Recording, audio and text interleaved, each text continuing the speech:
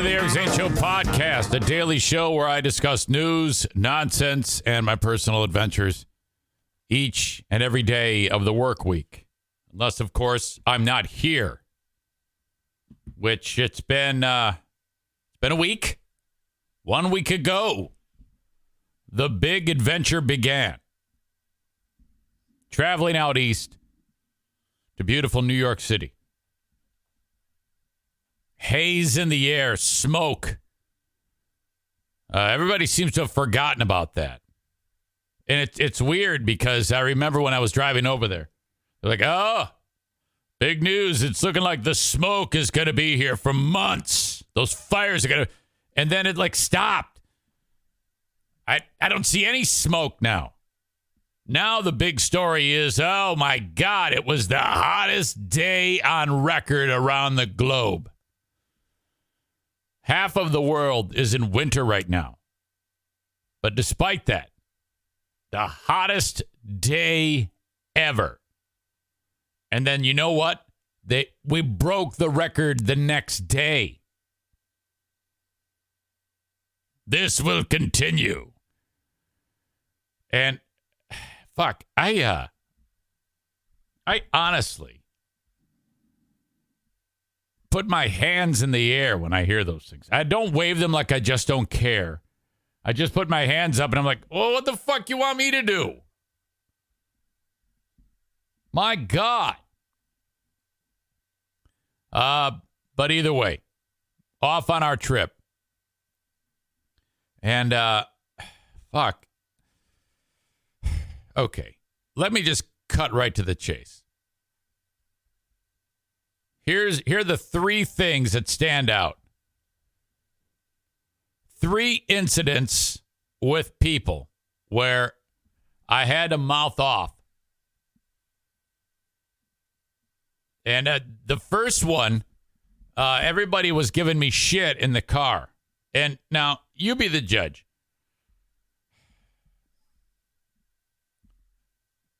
Where all the RVs are parked, it's like, one road in, one road out.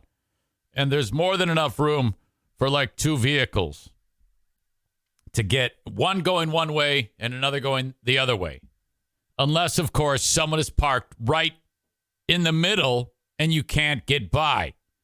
So this is how it unfolded. Early on in our trip, we towed a car. So it's time to now. We have the car off of the car dolly, and we spent the night. The next day, we're getting ready to drive in and around the area for whatever reason. So we're leaving the RV park, and some guy is checking out. So he's got his truck and his travel trailer behind him. And when you leave, you actually have to stop at some point and check out. You actually have to say, hey, I'm leaving. Most people do it as they're leaving, which is totally fine. That's what I do. The difference is, if I'm leaving, I make sure that I'm occupying the outgoing lane with plenty of room for people to come in. And if someone needs to leave behind me, they can get out. But not this fucking asshole. This guy puts his truck and his travel trailer, completely occupies both passages, so no one can leave and no one can get in. Now, his truck door is open, so I know what he's doing. He's checking out. Now, God knows I don't know if there's a line. I don't know if he's having a conversation with someone. I have no idea how much time is going to pass. And I want to leave. I have to be at a scheduled, the ferry fucking leaves. And I don't want to be late. If I'm late, even 1 second, the ferry leaves. And this guy is wasting my time. Door open. I'm like, what the fuck? So I count to about 5. And then I lay on the horn. When you're in New York, New Jersey, that's what you do. Okay? Even if you're being nice to someone, you got to lay on the horn and look pissed off. So I lay on the... All of a sudden, this guy shows himself. He comes out, and he's got his hands out like, what? With this look on his face. I go, oh, fuck this. Start rolling down the window, hit the button. I was just rolling down the window like an old school manual. I hit the button, and then everybody, Eric. I'm like, fuck you. I roll on the window. I go, yeah, we'll just wait for you. And he's like, he doesn't say anything. Thank God. I consider this to be a victory. Because he then got in his vehicle. He just happened to be just returning, but I didn't know that. I had no idea. And so my family hated me. They hated me. Oh my God, I cannot believe you did that. I said to Justin, I go, would you have done that? He goes, no. He's pretty calm and measured, but I'm like the opposite. I'm kind of a hothead.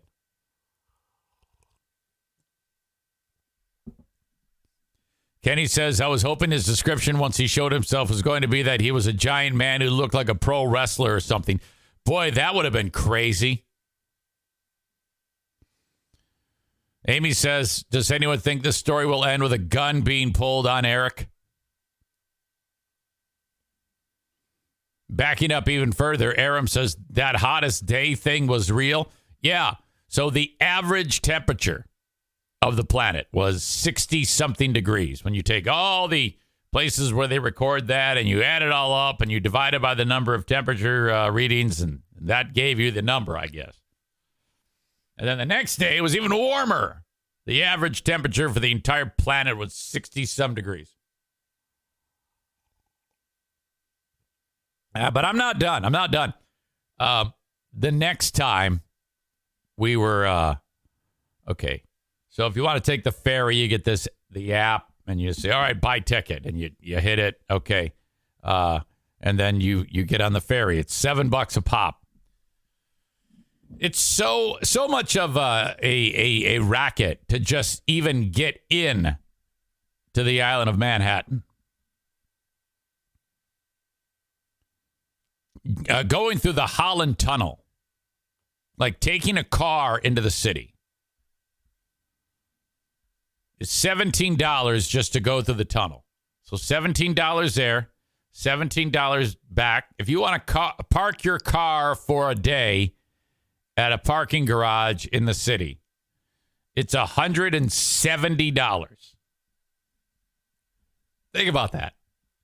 $170. Plus 34. So just to get there, park it, and come back to start is $204. If you eat for a family of 4, it's another $150, maybe more.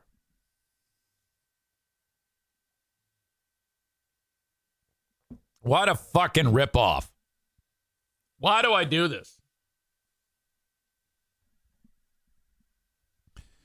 So we take a ferry, and the line is super long, and the ferry's we're just arriving. We're getting over to the port, and I'm like, oh, fuck. This is going to be tight. And the line is long, and they're starting to let people in. Now, I haven't yet bought the tickets on the app, and I'm kind of like milling around the front of the line. There's a long line. And so I hit buy, and then the guy who's letting people in, all you got to do is show your phone to him. It says 3. You're standing next to, there's 3 people. Come on in. So I show my phone thinking I'm going to be able to get pull a fast one on the guy and just cut the line. So be perfectly honest with you, my intention was I'm going to cut the line. I was wrong here. All of a sudden, as I'm trying to cut the line, and this guy's getting ready to look at my phone to let me in, another passenger on the ferry, a lady, says, "There's a line. There's a line." And I go, "Ah." And I just kind of look at her, and then I like abandon ship, because I know I'm caught. They let her in. She is now walking onto the ferry. And I put up my hand and I go, "Thank you, good citizen. Thank you." And she looks back at me like, "Fuck you." That was incident number 2. Incident number 3. I'm driving in Jersey City. I drive slow, and especially here, you got to have your head on a swivel.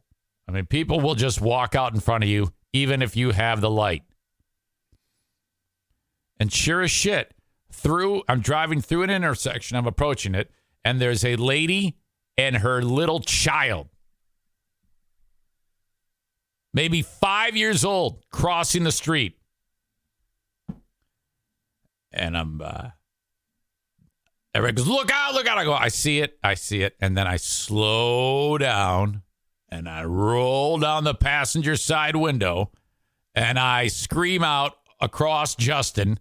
I go, "Green is my turn. Green is my turn." Eric. Everybody was so pissed off at me again. Holy shit. They think I'm an animal. My family does. I will say this. A lot of close quarters scenarios took place. Eric, Diana, Jackie, Justin, and Madison. It led to a lot of interesting moments, to be sure. I'm actually going to avoid those. Hello. Hey, I was just talking about 3 incidents when we were traveling, when we were in New York, where everybody hated me. Oh, yeah. Everybody hated you? I can only recall 2. Where I was judged by the people in the car with me. Yeah. I remember 2 distinctly, but I don't remember the other one. I take it back. 1 was not in the car. Okay, 1 was when we were waiting for the ferry, right? Thank you, citizen. Yes. Was that good or bad? Was that bad behavior or good behavior? Well, I was with you because for that one, I was like, when she said that, I go, "Yeah, I know."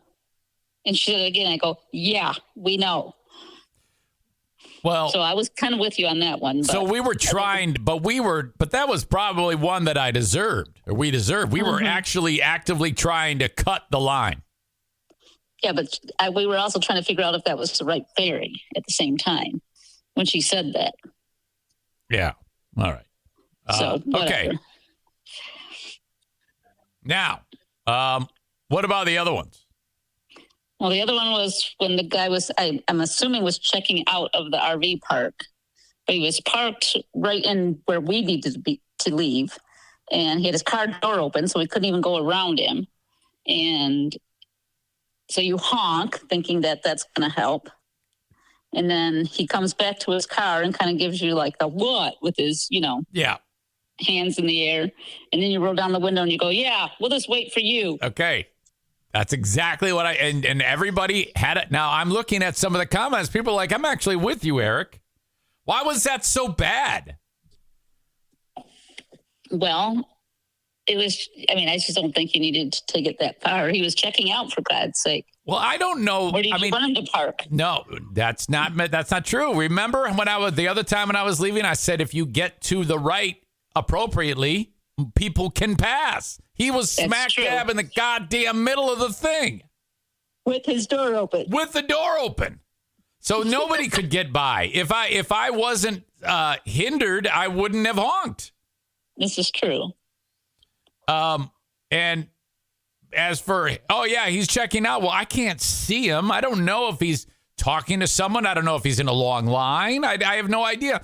And when I do it, and then you guys immediately attack me Oh God, and I can't even explain myself. Everybody is just it's a complete pile on. Oh boy, I don't remember giving you too much crap, but the kids did. Oh my God, all three of you, even Justin didn't, but the three chicks did. Well, you go. What would you have done? He goes, I don't think I would have done that.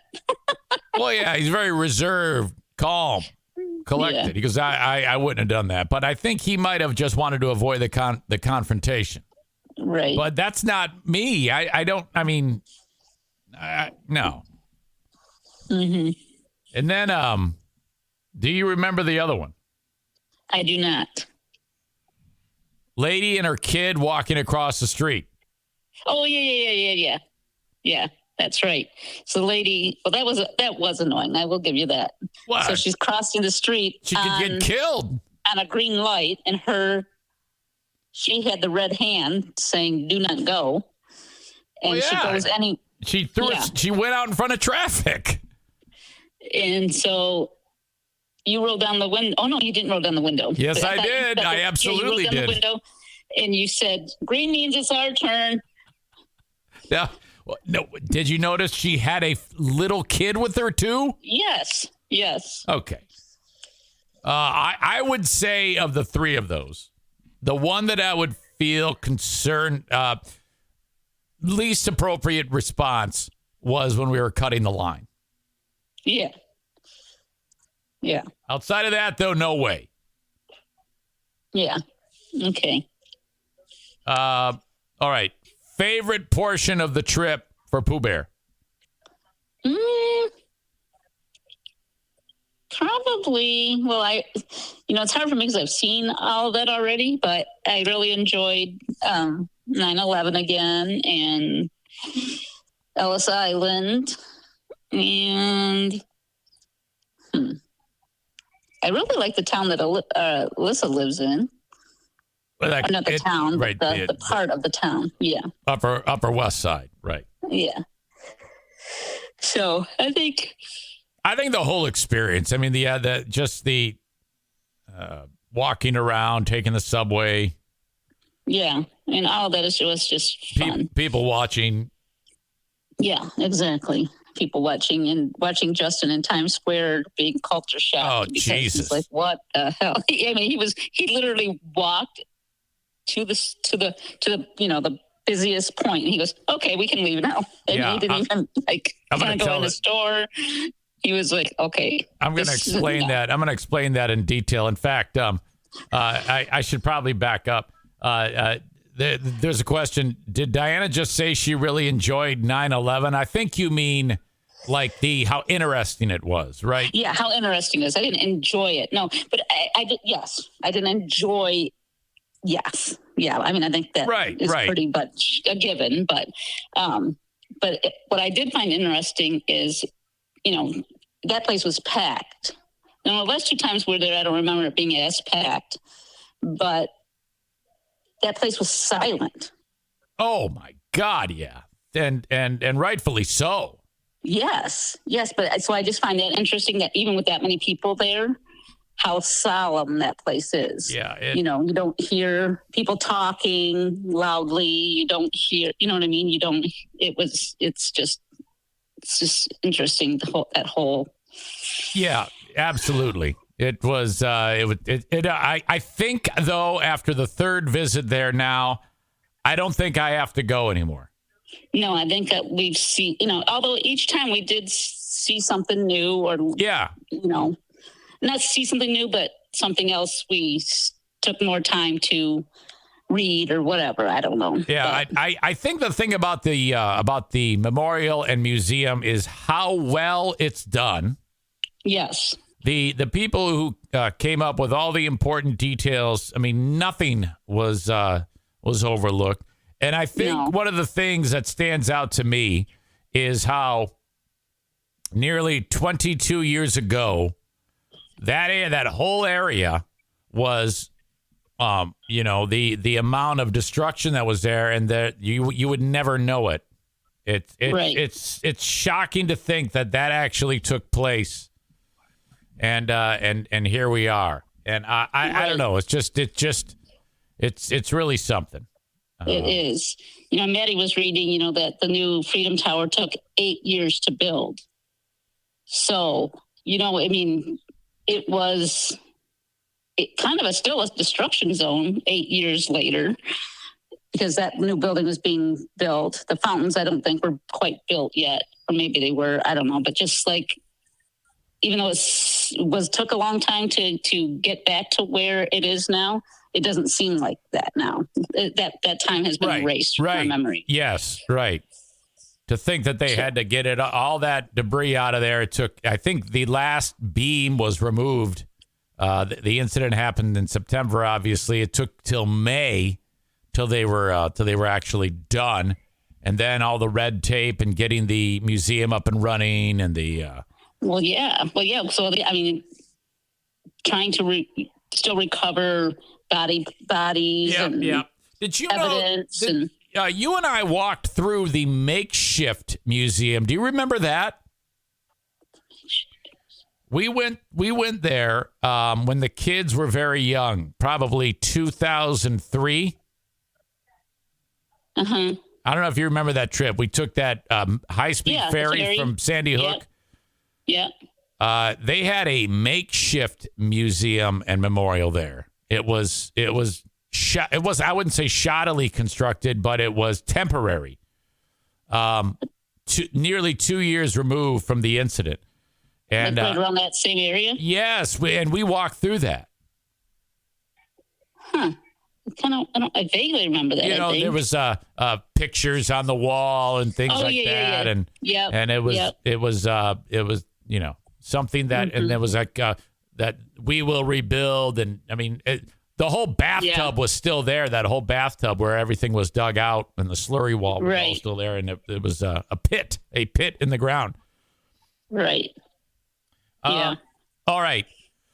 Okay. Okay, and so we had let's see. Overall, there was some bad smells that we had to encounter numerously on the way home. I think we have a full feces tank. So basically, we were a feces tank rolling down the road. Yeah, and then it was fine if you're at a standstill, but if you're moving and it's kind of like what you said. It was kind of like a poo blender. Yeah, it was. It was. If we hit a bump, various shit particles would get stirred in the tank. Oh, God damn. Everybody was covering their nose. Oh, it was horrible. Justin's opened the window and hanging his head out. Oh, Jesus. Complete catastrophe. Oh, my God. I think that, it doesn't just need to be dumped. I think you need to, oh, yeah. use, some type of something and scrub the pipes or something. I'm not sure. I am. I'm going to fill that thing. I'm going to dump it, and then I'm going to fill it all full of water again. And then, drive it around the block a few times to stir it up, and then dump it again. Sounds good. Okay. All right. All right. Okay. I'll talk to you later. Okay, I'll talk to you. See ya. See you. Right, bye. Queen of the Forest. Trip to New York City. I smashed two things while driving the RV. Okay, so at one point on our little campsite, we had to unhook everything and drive over to the dump station halfway during our time there and empty the all the wastewater. And as I was getting ready to do that, the car that we towed was right there. It's this Honda Civic. And I hit the fucking thing. I didn't even know it. I mean, it was kind of like in a weird spot, but I was like, I'll just pay attention. It'll be no problem. Well, then I stopped paying attention, and sure enough, I'm coming back, and then I backed the camper in, and I didn't think for a second that I would hit it on the way out. I thought if I was going to hit it, I would hit it on the way back when I'm backing the machine up. So I'm being very, very careful not to hit it. And I did not. And then I get out, and the guy who's in the spot next to me, a dude I met named Brian, and he goes, "You hit your car." I was like, "What?" He goes, "Yeah, on the way out, you hit your car." And, oh, fuck. Sure enough, man. Hit the bumper on that thing. And so it's all fucked. And then also, the motorhome is also fucked. So there's a lot of fucked up shit. And I'm like, God damn it. I was so pissed. Oh, shit. It's one thing after another. There's always something that needs to be repaired. And, you know, in the back of my head, it's like, well, I'm not even going to file a claim on this because someone's going to be in another accident. By the way, yes, Crocs and white socks. That's what you see. That's what I'm wearing right now. And I don't care. And then when I'm driving the motorhome, okay, I was all stoked because I've got an easy pass for the first trip ever. And, you know, I as I approach the tolls for whatever, Ohio Turnpike or whatever road that I'm on, there's signs that say Easy Pass and tickets. So for the people who don't have the Easy Pass, that's where they like go and pay at the fucking window. But fuck that. I'm on Easy Pass only. I'm going to go right through. And sure enough, I could have gone Easy Pass tickets because there was like one guy in front of me and it probably wouldn't have taken long. But I go, no. I'm going to go all the way to the left. And it's all about cutting lines, apparently. All the way to the left. But that means I have to turn this big fucking thing, pulling a car through. And it's like really but I made it until I heard, poof. Oh, no. And my mirror, I bashed my mirror up against a toll booth. Now, the mirror is made to handle that. And it actually is breakaway. You know, it moves quite as most vehicles do. You know, in cases, but and it's this hard resin plastic, so it didn't do a damn bit of damage to the mirror. But I did bash the toll booth, and on my driver's side mirror, there's that little bug eye. You know, you have the great big mirror, and then in the corner of it, that bug eye. And that bug eye is so important because that tells you if there's someone next to you before you change lanes. You got to look at the bug eye first, then you look at the big mirror. I think that's how you do it. But anyway, my bug eye fell off when I bashed the mirror, and it's laid in the fucking toll booth. Like, ah, shit, do I stop? Nah, fuck it. My God. Carbon monoxide detector went off when we were camping. Not camping. We were in the...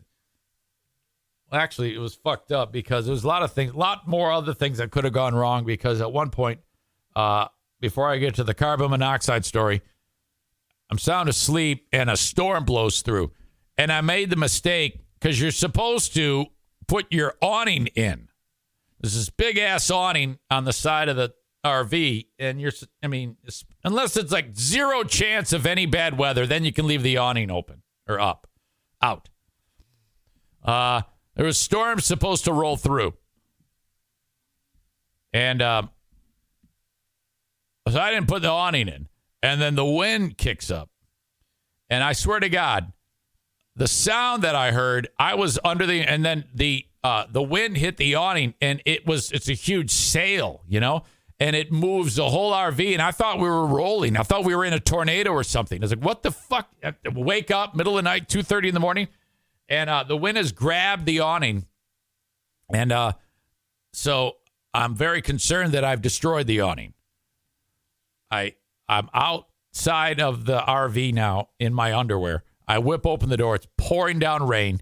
And the thing looks to be all fucked up.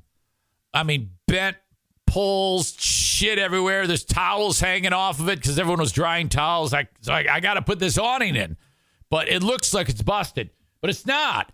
It's built in a way that if someone is stupid, like I am, that when the wind hits it, it breaks away. It kind of like the poles bend at various joints. It gets idiot-proof. So I was like, oh, fuck. So I start hitting the button. It's pulling the awning in. And puts it all in. And then I went back out to make sure it still works. Okay, put it back in. Now it's in. I was like, Jesus, holy shit. The next day, we're making breakfast. Carbon monoxide detector goes off. Now, I don't know about you, but when that goes off, I am not convinced there's a carbon monoxide issue. So I ignored it. Like, how the fuck can you do that? Well, here's the thing. Those things go bad. They're notorious on RVs to go bad. Now, you should have two, in my opinion. You should have two of those. I think I should actually have two in there because if one goes off, that's one thing. But if they both go off, then you probably should get the fuck out of there because you're going to die. So the CO detector goes off. And I open up the door and fan it, like you do a smoke alarm, and it stops. Oh, okay. Well, all right. No problem. Close up the doors. Back to making breakfast. CO detector goes off again. Huh. Okay. Same thing. Get it to stop. Take it out of the wall. Unhook the electrical. And now I have a CO detector not hooked up. And I'm looking at it. In the back of my head, I'm like, all right, maybe it's working and we're going to die. I didn't know. I wasn't sure. I look at the unit and there's a date on the back of it. Something 2017. Now, I remember this happened once before. After I got it, like I had it for like 6 months. And the CO detector went off, and they said, "Yeah, it's a bad CO detector." And they put a new one in. This one, I'm looking at it, and it says right on it, "Replace every 5 years." And 2017 is when we put it on, so it's now 2023. Do the math. I'm like, well, it's probably malfunctioning. So then I said, all right, but I'm not sure. I've got this. Now I wanted to just throw it away. I said, all right, I'm going to hook it back up. I hooked it back up, did make another peep. But at the time, I was freaking out. And then whenever I lay down for bed at night, I always am convinced that's when my mind always tricks me. When I lay down and go to sleep, that's when my mind tells me that I'm going to be destitute and homeless. That's when everything terrible is going to happen to me. That's when I'm going to die of carbon monoxide poisoning. That's when the RV is going to catch on fire. It's remarkable. So I'm laying there, and my mind starts playing tricks with me, and then I eventually woke up the next morning, and I was fine. But I was like, what the fuck? No big deal. No big deal. Patrick says that would freak me out. These CO detectors can go bad, even if 6 years past expiration date. Amy says, I like how Eric tests all the idiot-proof features. Kyle says, awnings crashing are a fun sound while camping. Oh, my God. Kenny says, the small blind spot mirror is called a bug eye. LOL, never knew that. There you go.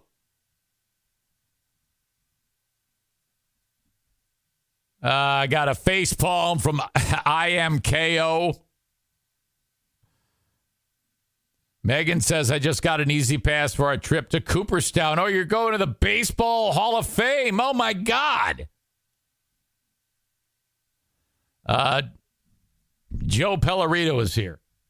Hey, by the way, thank you for the text you sent me. I saw it, but I ignored it. I mean, I didn't ignore it. I just forgot to respond.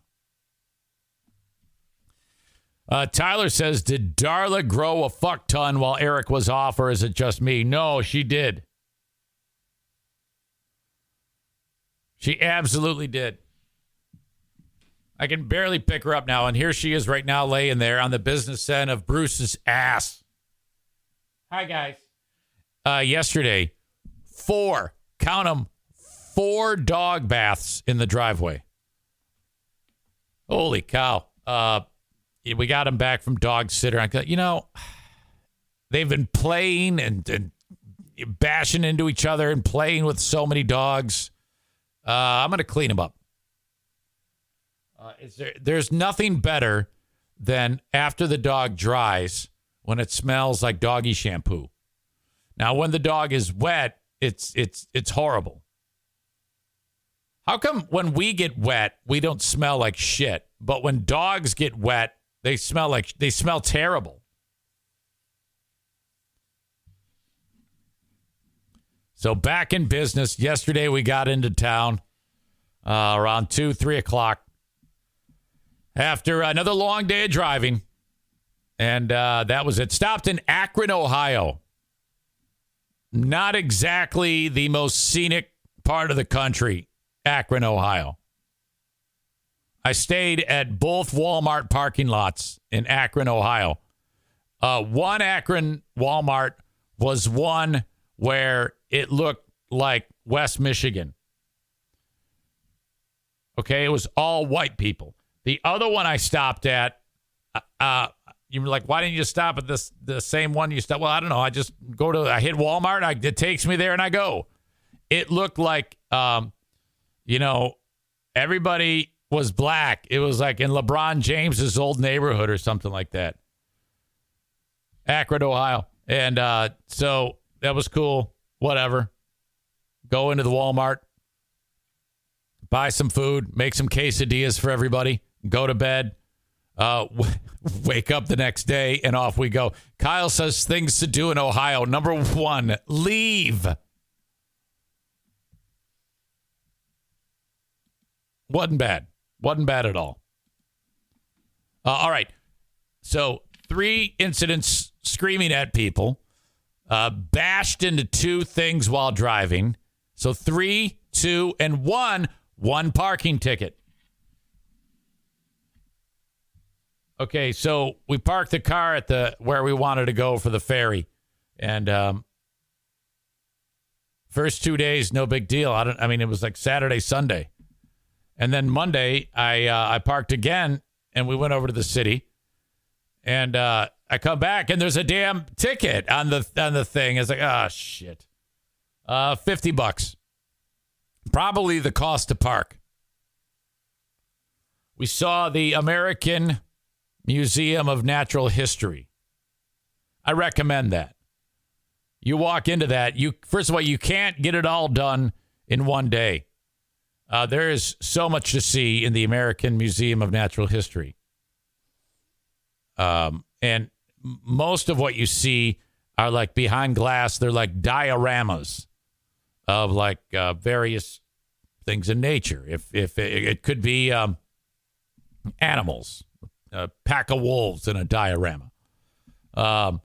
In other spots, there's actual bones that they've found.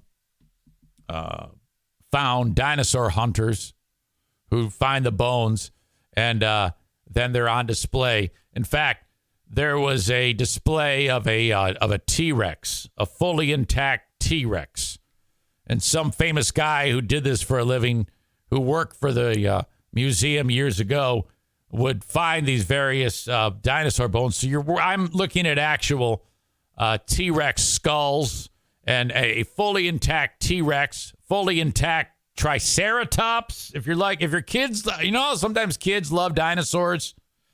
This is the place to go. It's about $25 to get in. There is a gigantic blue whale at the center of the marine biology or ocean life. There's all sorts of different halls of dinosaurs, halls of Hall of Planet Earth, Hall of Mammals, Hall of Plants. And so if you're into that shit, your kids will love it. Let me just tell you that. Your kids will love the American Museum of Natural History if you ever make a trip to the city. There is one thing in particular where you can it's a walking tour where as you walk along this spiral ramp, which leads down, okay, it starts like higher in the level and then it works. Someone could roll down in a wheelchair, no problem. You're walking along it, and to the sides of it, it starts at 14 billion years ago when the theory of the Big Bang happened.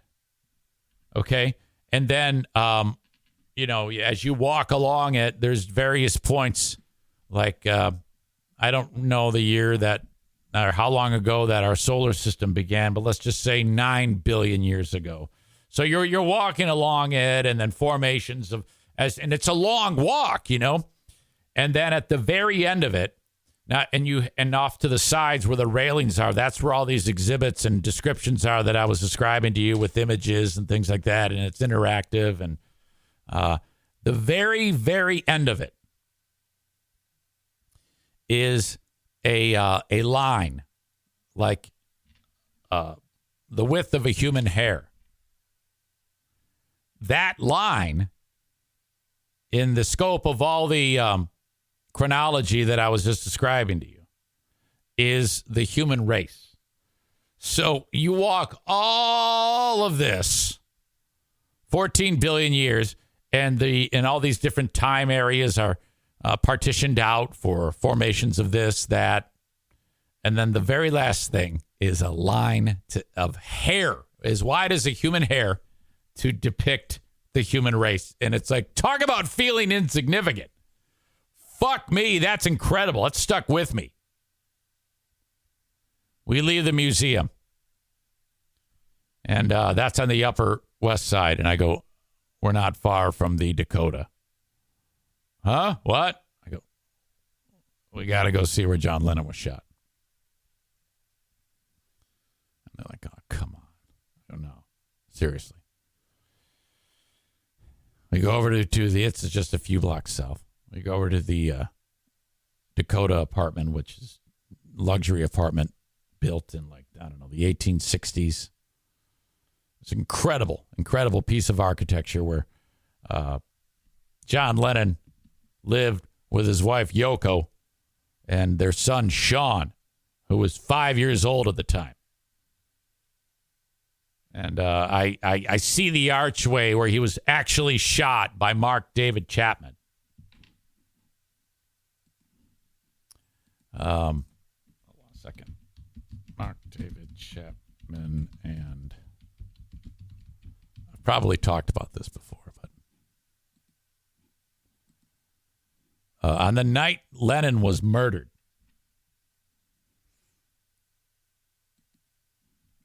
at 4 p.m., actually about 4:30, 40-year-old Lennon leaves the Dakota with Yoko. They're getting ready to go work on some music at a studio or something. This dude here, Mark David Chapman, says, hi, can you sign this? It was a copy of the album Double Fantasy. And then he signs it and gives it back to Mark David Chapman. All these pictures are from that sequence. There was a huge Beatles fan who was outside of the place shooting the photos, who actually that's kind of was his thing to do. He's dead now. He died in 2018, the photographer who shot this picture. And Lennon would oftentimes engage the photographer, and the photographer, I was reading about this guy, I think his name is David Gelb or something like that. These are the last pictures of Lennon. And so he said that every time he interacted with Lennon, Lennon would always want to know about him and ask him questions, and he would get annoyed as fuck at the photographer because the photographer is always asking him Beatle questions. He goes, come on, man, let's have a conversation about something else. We're talking about the fucking Beatles. Beatles been broken up for 10 years. So anyway, guy took those pictures of Chapman and Lennon. And then Chapman kind of hung out for the day, waiting for Lennon to return. He got back at like 11:30 sometime. And then Chapman and Lennon and Ono saw Chapman there, and they kind of like, oh boy. I don't even know if they remembered him. And then as Lennon passed, Chapman pulled out this .38 and shot him fired 5 rounds. 4 of them hit Lennon right in the back. Fucked him up. Dude puts the pistol away, removes a copy of The Catcher in the Rye by J.D. Salinger, and sits down on the fucking street and starts reading it. What the fuck? Doorman is like, do you realize what you just did? He actually said that. And then Chapman said, yep, I just shot John Lennon. So they're doing first aid. Cops show up a minute and a half later, throw Lennon in the car, get him the fuck out of there, take him to the hospital, dead on arrival. They arrest Chapman. Amazingly, some TV or newspaper, I don't know what the fuck, I think it was a TV station. The guy who was the news director of the TV station happened to be in the emergency room of Roosevelt Hospital for chest pain or something like that. And he sees it all unfold. It's just after it happened. And then they say, Yoko, your husband's dead. She goes, okay, don't release any information. I need to go home and tell Sean, the 5-year-old. The newsman says, fuck that. And he calls the TV station. He says, John Lennon is dead. Which is remarkable. I mean, I thought to myself, what an awful thing to do. He's like, you got to go live with it. Go bust into programming on ABC. The problem was, in the football game, the Patriots, there was a Monday Night Football game. The Patriots were getting ready to win the game against the Dolphins.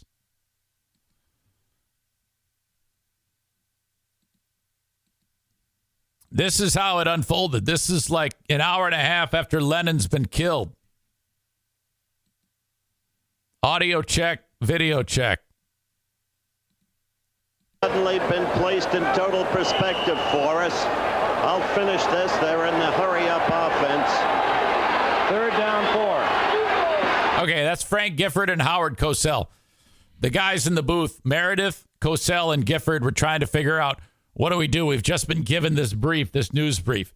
And you heard Cosell suddenly just say, because everybody thinks that the fucking Patriots just trying to win the game. And Cosell says, suddenly we have news that's going to put this all in a perspective for us. And then Gifford goes, 3rd down and 4. But it's suddenly been placed in total perspective for us.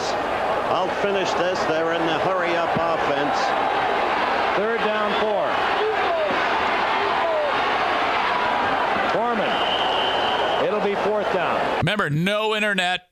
This is the only way you can get information out.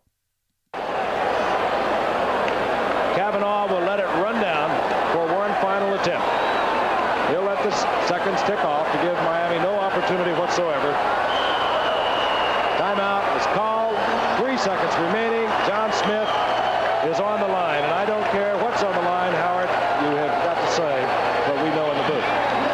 Yes, we have to say it. Remember, this is just a football game, no matter who wins or loses. An unspeakable tragedy confirmed to us by ABC News in New York City.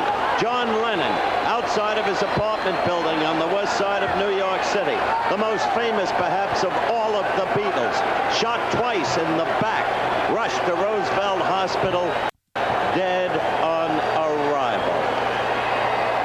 Hard to go back to the game after that news flash, which in duty bound we have to tell. Frank? That's the thing. In duty bound, we have to tell you. I don't think you did. I think that they should have just fucking sat on it till the game was over and then just let the news start, Nightline or whatever the fuck, or local news. That was a horrible decision in my opinion. And Sean Lennon was actually watching the football game at home when he heard his dad was killed. Indeed it is. 3 seconds remain. John Smith.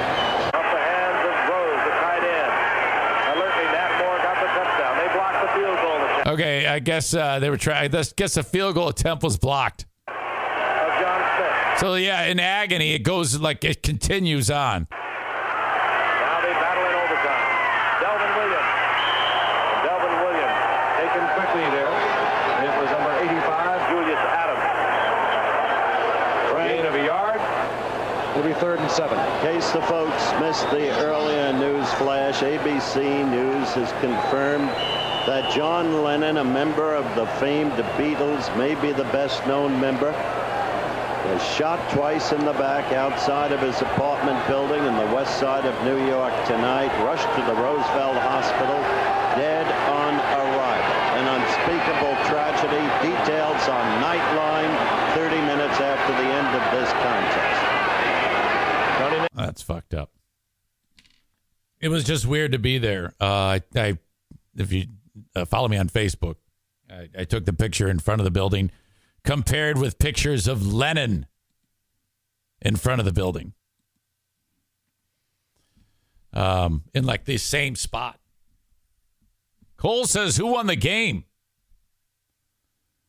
LOL. All the people cheering. The background. Yeah, it's just very, very weird. Tyler says, everyone knows sports telecasts are the best time to break news like that. All right. That essentially is the trip. Okay. There was more to it, more things, but that's where I'm going to leave it. I'm also going to say goodbye to the audience on social media, Facebook, Twitter, YouTube. I appreciate you. Facebook's actually down. I don't know what it is. It says Restream needs your Facebook account access, and I tried to give it to him. But it's not going up there. It's weird. So, all right. For those of you, Facebook, if it were working, Twitter and YouTube, sign up on Patreon. Damn it. Sign up on Twitch, twitch.tv/Eric Zane Live. If you want the full show uninterrupted, twitch.tv/Eric Zane Live, or you can also catch me on the Twitch app. Download it and search Eric Zane Live. Thank you so much. In addition, Patreon. All right. When I started the free trials, this has really, really taken off. I have now, let's see. I'm up over 40 people on Patreon who have tried it, and I think probably about 35 of those have kept it. So that is a pretty good return on those. If you want to try Patreon out for free, I cannot stress this enough. It is a simple process. Just go to patreon.com, patreon.com/Eric Zane, and sign up for 7 days free. Now, I'm adding new features to Patreon. I gave this some thought, and I'm going to be doing, we have Who Are These Zanes already, and which we're going to get back to doing that next week. It's such a short week. I don't have time to get that all done this week. So next week, we'll be back doing Who Are These Zanes. Working on another episode of Who Are These Free Beers. Okay? And also, I'm adding Who Are These Justins? Former Free Beer and Hot Wings Show co-host Justin Nettlebeck has a podcast now. He calls it the No Please Podcast, and it needs review. It is in desperate need of review. Now, I probably would not want to review this show, or I wouldn't have reviewed this show if I knew him. It's funny until we know the person, and I don't know him. I tried to know him. I said, hey, you should come on my podcast so we can talk about your podcast. And nothing. I reached out to him via email, via Messenger, and nothing at all. Not even a fuck you. So I'm going to now expand on this Who Are These segments by adding Who Are These Justins? Kyle says his podcast is awful. He laughs more than Hot Wings. Oh, it's really off-putting. It is an absolute shit show. Justin's show is an absolute pile of shit. And I'm also adding another feature monthly called Who Are These Ottawa County Fascists? Where I'm going to take the public comment moment moments from the Ottawa County Commission meetings. And then I think I'm going to enlist the help of Stu McAllister on this one and do Who Are These Ottawa County Fascists, where we'll take, and that's a video one where you have to actually watch it. So that's all coming up on Patreon. patreon.com/Eric Zane. I post a lot on there to fill up the time that you may need for your, to fill the listening space. Because, 2 hours of this show just might not be enough. All right. So, kicking out the other members. It's just us now on Twitch. Okay, Kyle from a business that may or may not be known as Dumpster Divers is going to join us next. He's in the middle of marketing himself on the Thrifty Nickel or something like that, and I think it was a 10-year contract. All right. He'll join us in just a bit. But the open and live stream of today's show brought to you by the Mario Flores Lakeshore team of Van Dyke Mortgage, 231-332-6505. Reach out to Mario, the #1 mortgage team in the United States. And that is verifiable. You just look that up, and it'll show Mario's picture right there. He looks like Peter Griffin.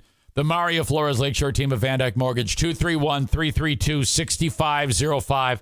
Ask about the Eric Zane Show's podcast special. They will roll out the red carpet for you and help you in getting your mortgage, whether it's your first one, your 10th one, whether it's a refi, getting some money for your home, whatever you need, they have it, and they can take care of you in a quick fashion. The Mario Flores Lakeshore team of Van Dyke Mortgage, 231-332-6505.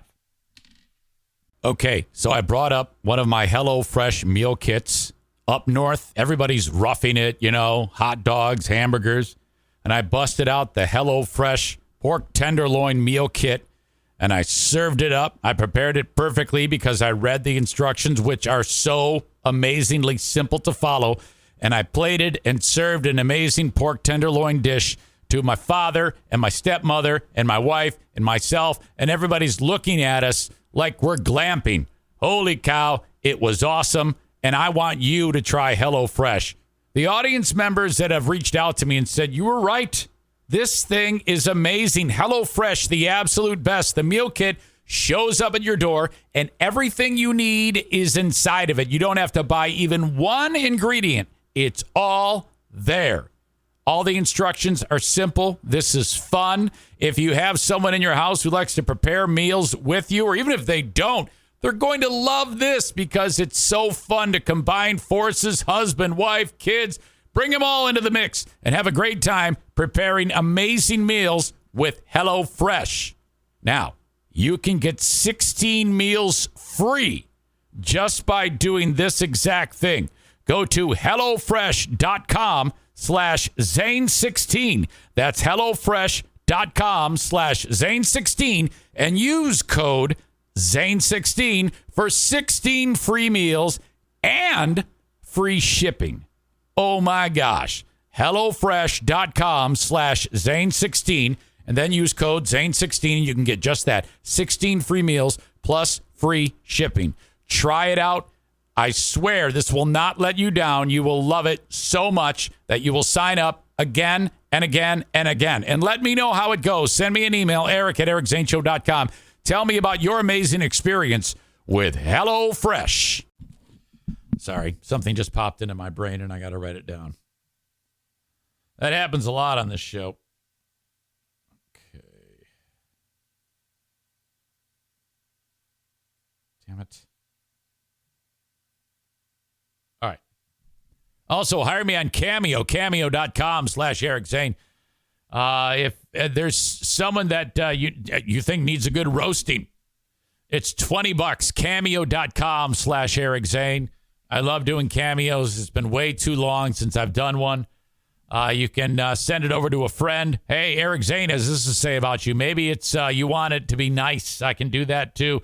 Whatever you want, cameo.com/Eric Zane, whether it's a roast, whether it's playful, whether it's mean, I can do it all. Cameo.com/Eric Zane. All right. bring in Kyle from Dumpster Divers, from a business may or may not be known as Dumpster Divers. Missed him last week. Didn't let him know. Eric Zane.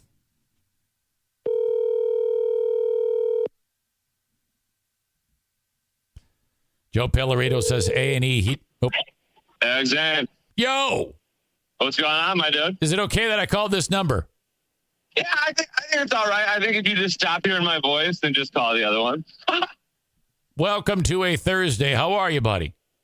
I am just living my life. How you guys doing out there? Not bad. We just got back from a trip. Yeah. I again, like you said in your text, you didn't call me last week, and I was just like, it's almost July 4th. He's probably on that camper, in that camper right now, just fucking zipper merging, just fucking doing whatever he wants. It's cool. Yeah, I was. We didn't have any opportunity to do that because I was in the far right lane, traveling at like 55 miles an hour. People ripping by me and honking at me. But I did bash my mirror at a toll booth, so that sucked. And then I was towing a car, and then I pulled the car off the tow dolly, and it was parked, and I hit my own car. No, Eric Zane, dude. Wait, okay. This is a lot to process. This is a lot to chew on. Okay, so wait, what? You pulled a car? Yeah. Well, I towed a car behind us so we could drive around New York in the surrounding area. You know. Oh, okay. Yeah. Okay, it's your car. I see what you're saying. Yeah. And then I had parked it, and then I had to move the RV at one point, and I cut it too close, and I sideswiped my own vehicle. Oh, man. Okay, so what happens in the world of Eric Zane? What happens immediately after this? You get out of the car. Are you dropping F-bombs left and right, and very close to physically assaulting people, or are you cool with it? No, I wasn't cool with it, but the guy who informed me was a stranger. He goes, "You just hit your own car." And I was like, "What?"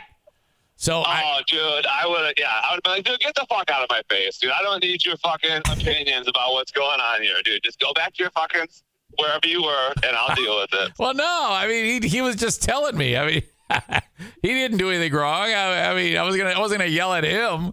But yeah, so I guess what I'm doing here is giving you guys a taste of the old Kyle personality. Yes. If I were to do that, I don't want anybody to talk to me. I don't want Blue to talk to me. I don't want, even if God came down himself and started, I'd be like, God, get the fuck out of my face. Well, I'm a little pissed off right now. I think that he was thinking that I was not aware. So and he's right. I was not aware when he said to me, he goes, "You hit your car." I was like, "What? I did?" So he was, oh, fuck, man. Tyler writes that I did try to zipper merge when in a line for the ferry, and that's true. There was a long line of people trying to get on the ferry, and I tried to fucking cut the line. And shit. Some bitch told me get in the fucking back. Oh, man. See, Eric Zane, this will never happen, but I would just love to just go on a trip with you and just watch you do shit and just watch chaos ensue. Dude, I haven't even touched on it all. We had some vicious family fights, man.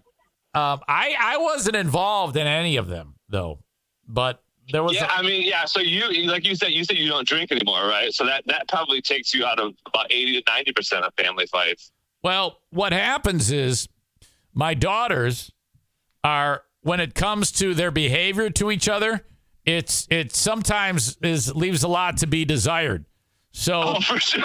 Whenever those two get in dumb bitch mode, well, then that's the shit hits the fan. So I was caught in the middle of those fucking fights, and I hated my life. Oh, it was terrible. Yeah. Okay. So yeah. I mean, obviously, my child is young and he's not girls. But what do you do when your girls are older, like your kids? What do you do as a dad in that situation? You just stand there, or do you start getting all pissed? For me, you have to say things like, okay, enough. All right. Okay. Okay. All right. You go to your corner, pump the brakes. You're trying to get them to stop talking. But they both have to get in the last word. So oh, yeah. It doesn't end. And, you're in close quarters. You're in like a car. I mean, it was 5 people, one of which is 6'7", in a damn Honda Civic. And I got two kids fighting. I was like, oh, no, this is really bad. And it was terrible. Trying to smooth those moments over. My God. Now tell me this, Eric Zane. At what point, and have you ever, so it's a 2-part question, have you ever and at what point do you lose your cool and just turn to whatever daughter's the aggressor and say, why don't you go shut the fuck up and go over there? Do you ever snap like that? I have. I didn't do that this time, though, which is crazy. Because I was in a mood to fight because I was barking at people on the street who I didn't know several moments, which I detailed earlier in the podcast. So you'd have thought that I would have, but I didn't. I was busy trying to get them to settle down and separate, but they were like they were not about it. Oh God, it was rough. That is. I could not imagine. Me and Blue were actually just watching. It was TikTok. There's like this dude who makes TikToks, but he pretends to be like little kids. But so Blue was basically reminiscing about her younger, grade school days and how girls are just fucking nasty. Yes. And she's like, I don't even know how I got any friends because everybody in like, 2nd and 3rd grade, like we were all fucking real mean to each other. And I'm like, girls, I can't imagine, man. Oh yeah. Well, I've had to witness a lot of daughter-son fights, but I've not witnessed son-son, being that I only have one son. But what I've seen between 2 daughters is vicious, and it's so annoying.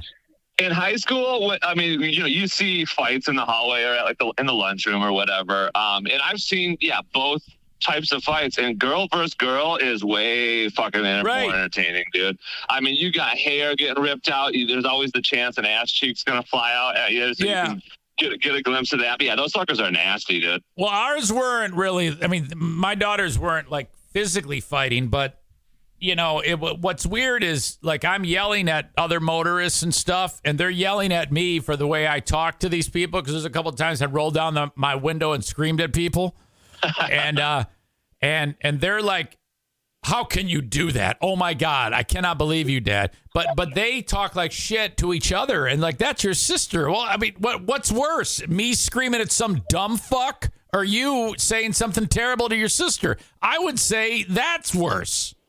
Yeah. But whatever. It's over. I don't care. Everybody's happy. We're alive. We're here. We're queer. All that shit.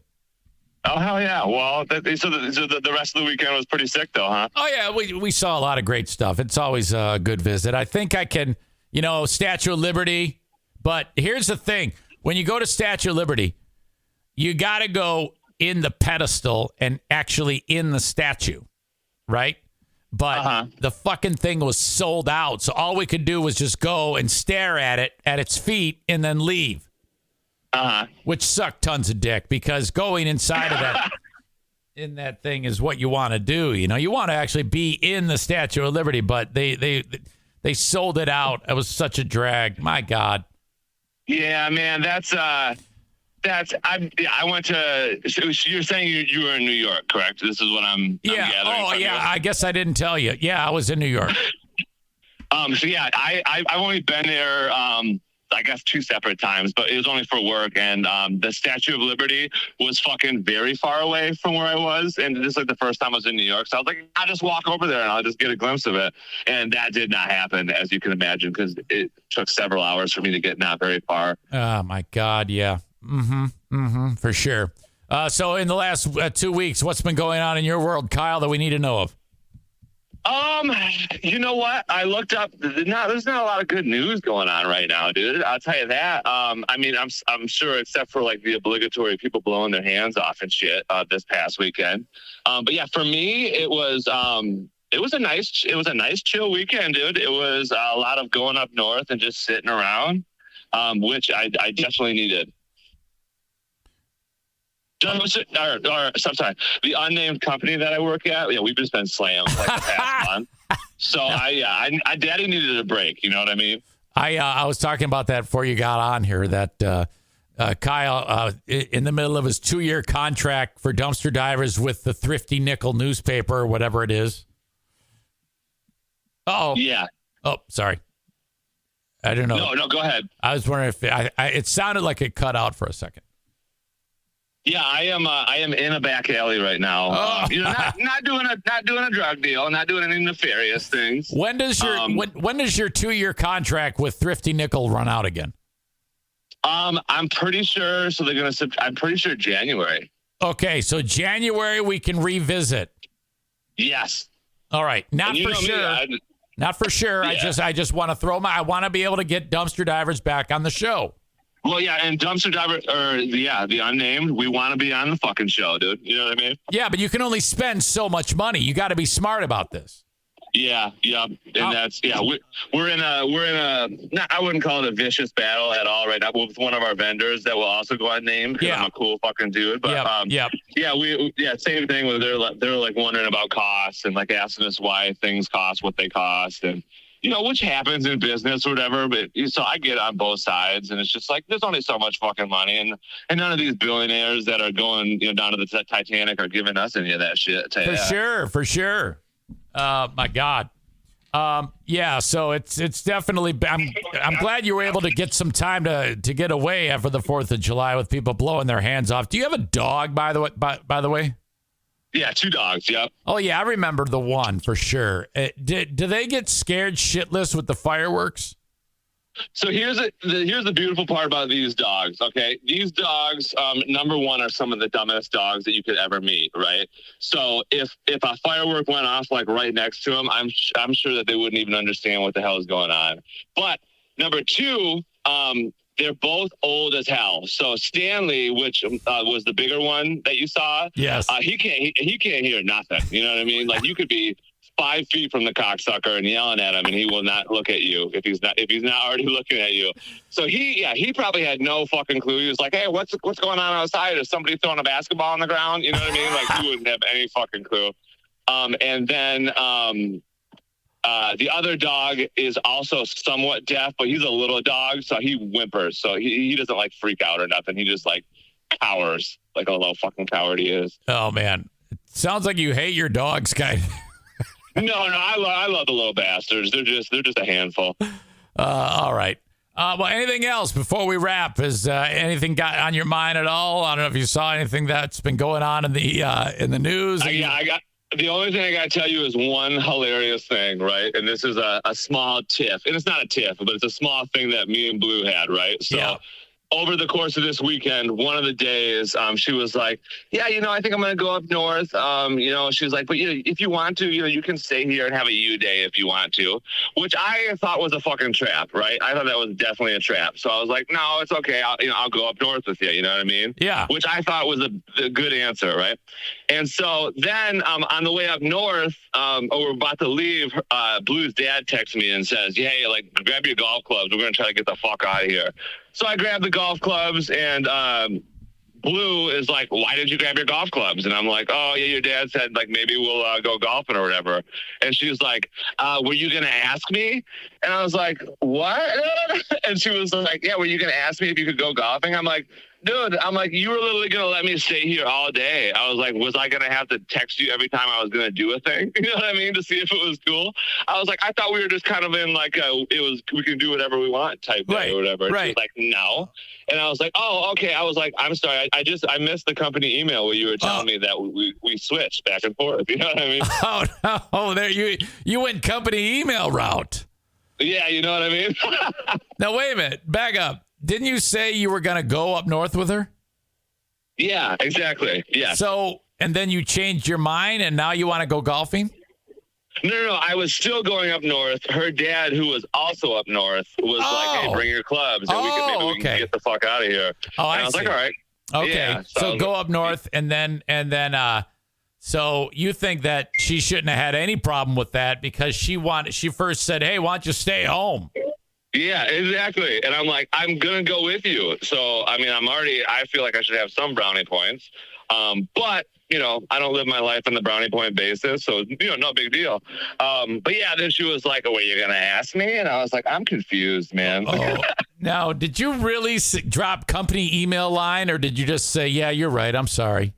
Oh, you know, I definitely dropped company email line. Oh, fuck.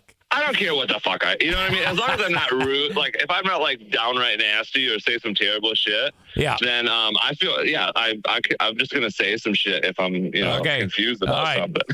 did it work itself out? Did you guys figure this out? Oh yeah, absolutely. Yeah, everything's cool. It was just a funny little moment where I was like, I don't know what's going on here. Somebody help me. Oh shit. Yeah, that's a bad feeling when she drops that on you. Okay. All right. Well, as always, I appreciate you. You guys stay cool. It's like hot as hell. It's like very, very hot. So you guys, dude, yesterday was rough. It's been a little bit crazy, dude. Yeah. Here we are, middle of summer. All right. Well, dude, I appreciate you so much. Yeah. Well, I appreciate you guys, and I love you guys. All right. I'll talk to you soon. Okay. All right. Deuces. All right. See ya. There you go. Kyle from Kyle from a company that may or may not be Dumpster Divers. Checking in for another edition of Let's Kill. The multi-talented Daisy Darla is there, who, by the way, she's looking more and more like an actual bulldog. Like her underbite is developing.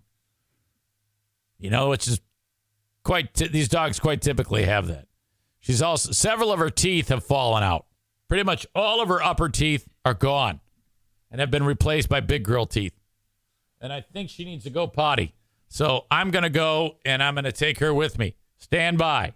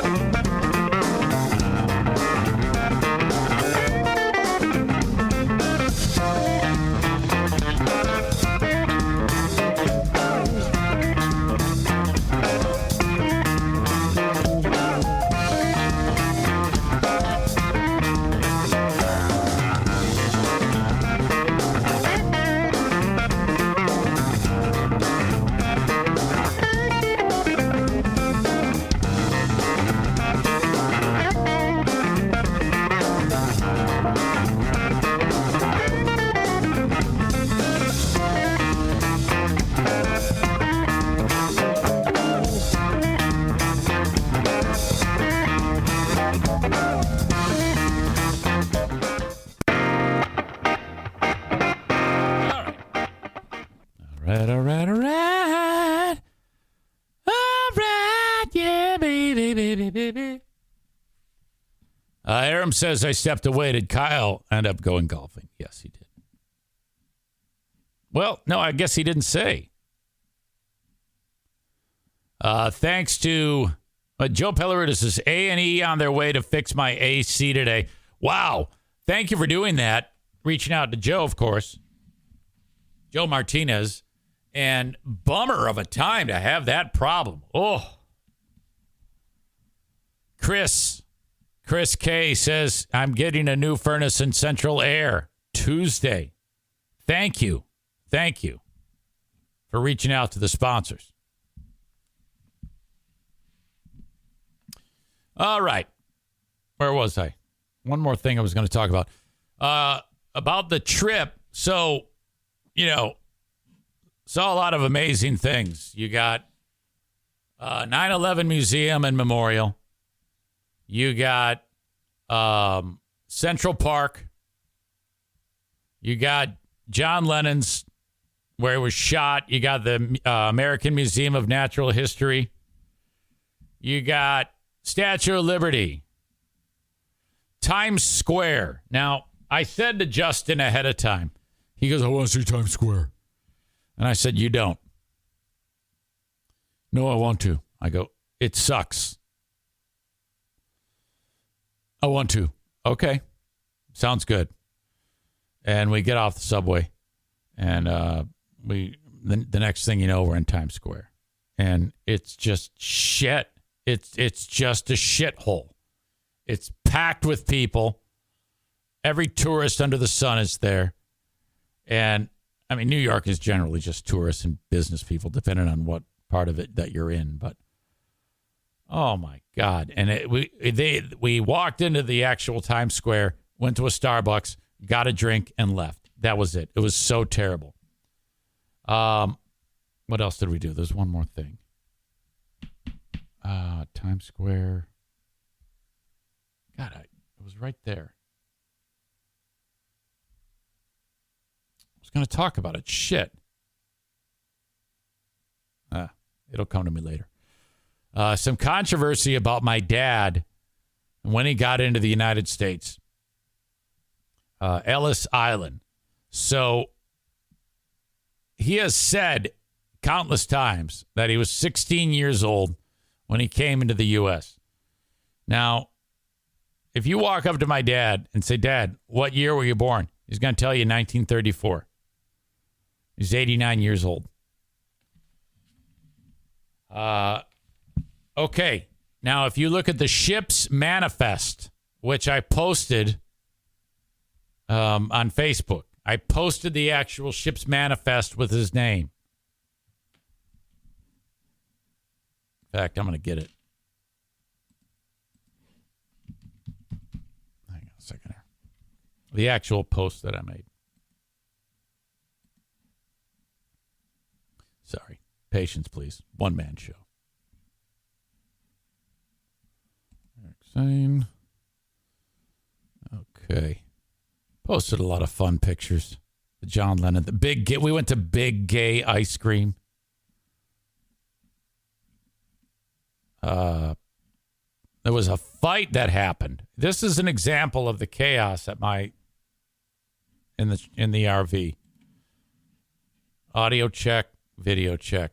Here we go.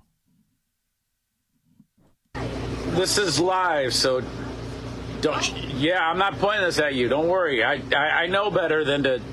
I'm just talking to my friends. Is that okay? Turn away. It's not. I wouldn't do that to you. Your face. Turn away. My face. Changing. No. I'm looking over here. Yes, but you are looking over here. So. Oh, I can't even look at you on camera? I'm changing. No, they don't see you. You do. You have eyeballs. Oh, I can't see you. I can't see you because all that stuff there. Shut up. I am on the phone. Oh, sorry.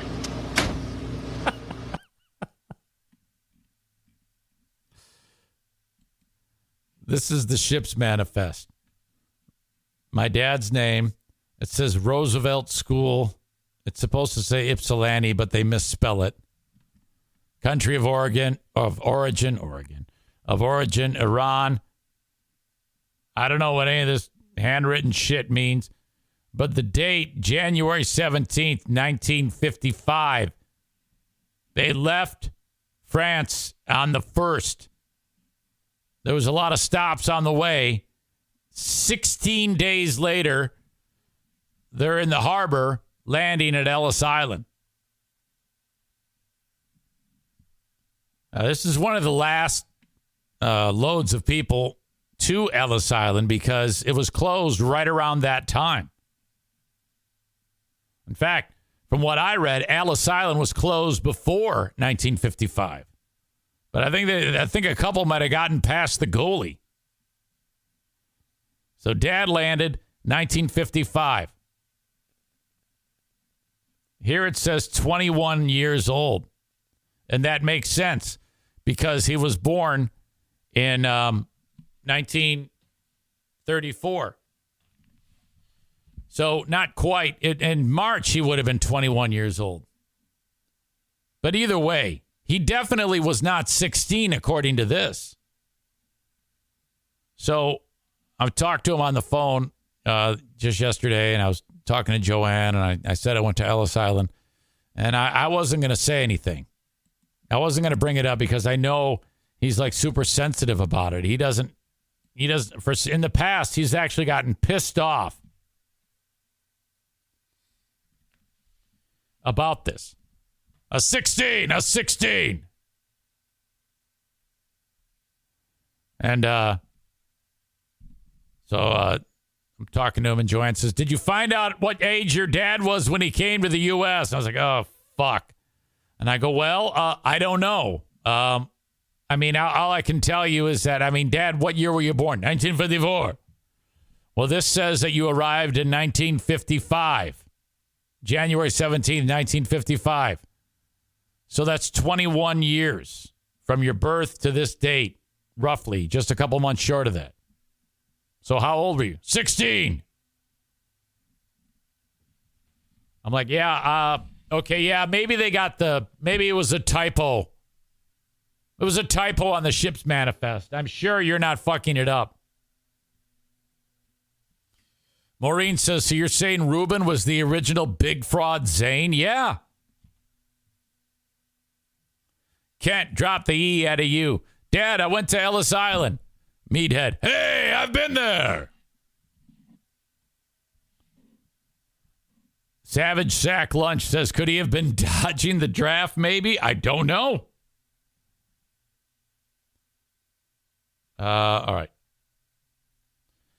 Got back. Daisy got, all four dogs got a bath. Yesterday, after washing all four dogs, I walked in and the NFK is there. And he sees me. I'm soaking wet from washing the dogs. And I go, wow, that was tough. Just gave all four dogs a bath. Kevy, did you? Which is, he answers that for everything. Did you? Yes, I did. Were you emptying out the RV? No.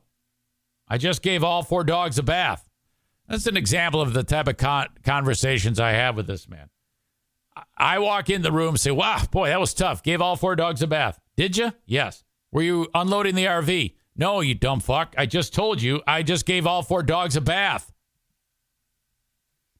I said to the Queen of the Forest, I go, honey, when we get in there, I don't want to see the refrigerator and I don't want to see the microwave. I'm not going to look at it. I will go clean the cat boxes if you clean the refrigerator. The cat boxes are more sanitary.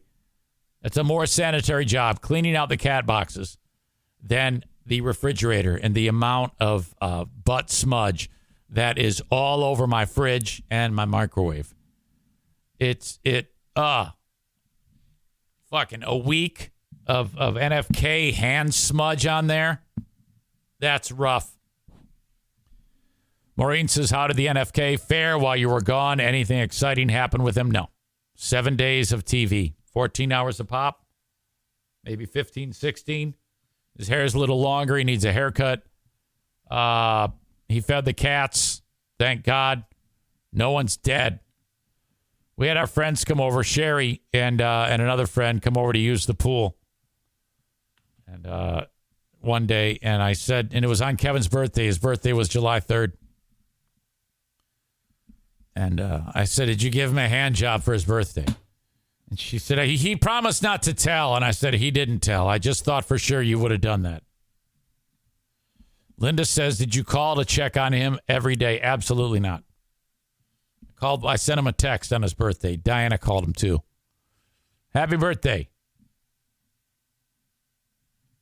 Thought may have run through my head that we got to do a better job of checking on him. I mean, the last thing you want is to walk in and he's 6 days dead, you know? I mean, fuck. It's a horrible thought. All right. Eric Zane Show Podcast t-shirt. You can get one. And the styles I have right now, I'll be adding to them. I'm still in the process of talking to the new graphic artist. I was able to finally get in touch with one, but I haven't done a damn thing for it. But I will be doing that. Get an old t-shirt. I think they're on sale big time right now. T-shirts, ericzaneshow.com. Click on merch and off you go. Thank you to A&E Heating and Cooling. Joe Martinez, you heard about Joe Stinkpot, and of course, Chris K. Kent last year had his work done from Joe Martinez. A&E Heating and Cooling, 616-516-8579. This is a bad time of year, man. If it quits on you, God forbid, holy shit. 616-516-8579. Get your AC repaired or a new one installed with A&E Heating and Cooling. Thank you to Joe for his support of the show. Advertise with your old pal, EZ. Okay, if you want to know how it works and you want to be in front of thousands of people each and every month, reach out to me, Eric at ericzaneshow.com, and I will fill you in exactly how it works. I so appreciate the sponsors for being part of the show for as long as they have, including longtime sponsor Irvine's Auto Repair, Grand Rapids Hybrid and EV, 616-532-6600. Yes, get your cars fixed at Irvine, 616-532-6600. Family, veteran, lady-owned. You can check them out online, irvines.com, E-R-V-I-N-E-S, irvines.com for more. 616-532-6600 in Grand Rapids, Michigan. Okay, where do I want to go now?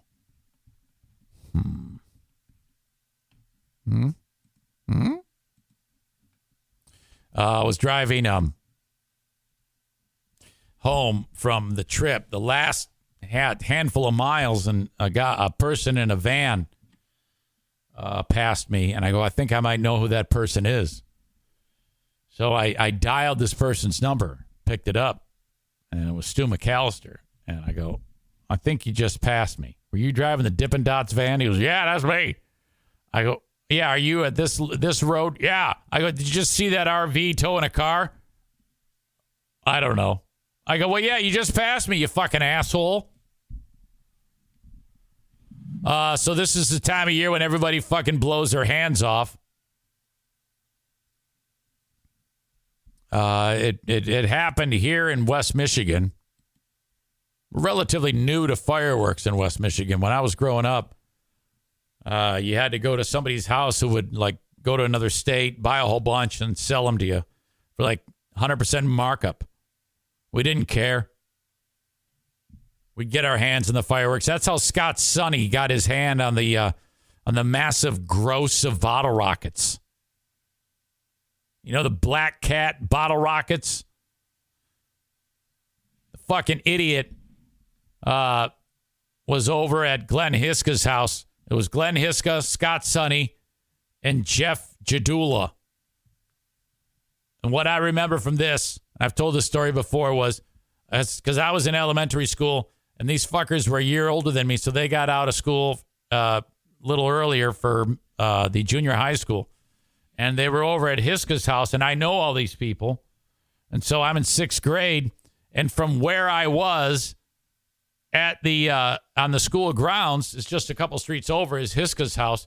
These fucking idiots are there, and they're lighting bottle rockets, and you throw them. And it's great because if you throw them right, they're in the air, suspended midair, and then all of a sudden the rocket takes off, so it kind of goes in the direction. If you get good at it at flipping them right, you can almost aim them. You hold them by the little stick. Now, if you're really stupid, you flip them and they just spin. And then when the rocket actually ignites, it might go right into the ground, might go straight into the air, might fly directly back at you, as what happened to Sonny, who had the whole gross of bottle rockets in his coat. Don't know why he was wearing a coat. Don't even know. Well, in fact, I know it wasn't the 4th of July because I was in school. But that fucker had his hands on a gross of fucking bottle rockets. And they were stuck in the coat, and the elastic at the bottom of the coat was holding them in.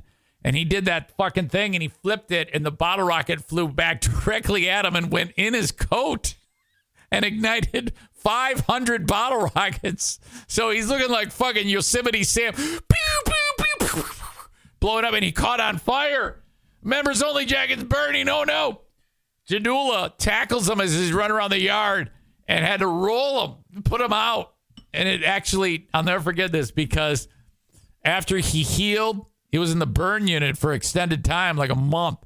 It burnt both of his tits off. Like his nipples were burnt off. We called him Scott No Nips after that. You fucking asshole, you stupid bastard. He's all burnt up, his neck down. He looks like Freddy Krueger. It was terrible. Fucking shit. Anyway, that's what we used to do with bottle rockets. And then we'd put them into a pipe and we'd aim them and have wars. Oh, it was great fun over at Brian Walker's house. Well, locally, now I don't know the details here, but I suspect something was being done inappropriately. Because if you buy the fireworks and just light them and get away, odds are you're fine. Okay? Odds are nothing terrible is going to happen. But in one community in Park Township in Holland, I guess, there was a private fireworks show, and they don't say exactly what has happened here, but I suspect, well, it's described as a device that people were using to launch fireworks. Now, to me, that's like a tube or something. I don't know. Maybe a pipe being used as a mortar. I'm not positive. They don't go specific enough on the details. But the, quote, device that people were using to launch fireworks was compromised, and the firework exploded, and all the metal that was part of this device that people were using to launch fireworks, it was like a devastating hand grenade. And this woman was killed. Holy shit. And many more injured. Like I said, Michigan's relatively new to fireworks. This is kind of like safety be damned. We abolished the helmet law. State of Michigan said, all right, you don't have to wear a helmet. We don't care if you die. And we don't care if you blow off fireworks or hurt yourself. We want the money. And I support that. I love that we have these fireworks. I have not bought one firework since this law went into effect. But we should have all of the tax benefits of these dumb fucks killing themselves and smashing their brains because they're riding without helmets. Okay? We need more with that. And oh God, I can't even talk. With regard to the helmet, we need more organ donors. So that's good. Organ donation is up in Michigan because these dumb fucks who don't wear helmets. But pay attention to this story right here.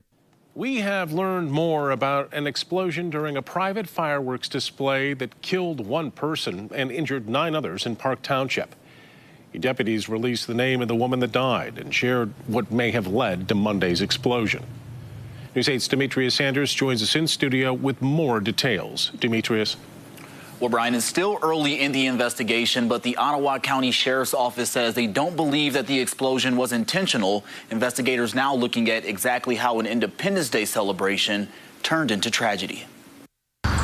Monday night, a blast sent dangerous shrapnel and pieces of metal through a Park Township neighborhood, sending 9 people to the hospital and killing 4. Okay, look at all the beer cans on the on this thing, whatever here. I think that might have had something to do with it. 31-year-old Jana Daniels of Holland, who died from a cardiac laceration. The debris field was, houses on both sides of the road and several houses in each direction. So that tells you the By the way, distance. Who died from a cardiac laceration. Look at the neighborhood. Can you imagine all of this shit being launched in a neighborhood? The debris field was, houses on both sides of the road. My God, if that was my neighborhood and someone was doing that, I'd just leave for the night. I would just pack up the dogs and leave. And in several houses in each direction. So that tells you the distance that this debris flew, and the people wouldn't have had to be very close to it, gotten struck by it. The incident, which happened on Main Street north of Lake Makatawa, also damaged 5 cars look at this. 3 homes. The car's windows blown out. So far, investigators say the explosion appears to be an accident. I don't believe this was anything intentionally set. I don't think anybody created this device to try to cause harm or to try to explode. I think it was an accidental explosion that occurred while someone was trying to set off a firework. The device that exploded during the gathering wasn't a commercial firework. Instead, Ottawa County deputies believe it was a device meant to launch fireworks. I believe that there was a failure to the device, and that's what led to the explosion. Authorities are now looking into who brought the device, why it went off, and who lit it. We're still processing evidence that we have, and video evidence and digital evidence and evidence that was recovered from the scene, and interviewing witnesses for their accounts of what was going on. Sparks says without quick action from first responders, the incident could have been even worse. The Ottawa County Sheriff's Office is hoping to find answers for the injured and Daniels. But hopefully all those people make a full recovery. And we're certainly thinking about the victim's family at this time that did pass away, and trying to get the answers the best we can for her family. Now, all 9 of those injured are expected to survive, and 5 of them have already been released from the hospital. The Bureau of Alcohol, Tobacco, Firearms, and Explosives are helping with the investigation, and Sparks says it's too early to determine whether any charges will be filed. I was reading that the wounds were simple shrapnel wounds, like small wounds. People of the pieces of metal from the explosion flew into the air and struck the people. Let's see. There was one very chaotic, hectic scene. It looked like a war zone.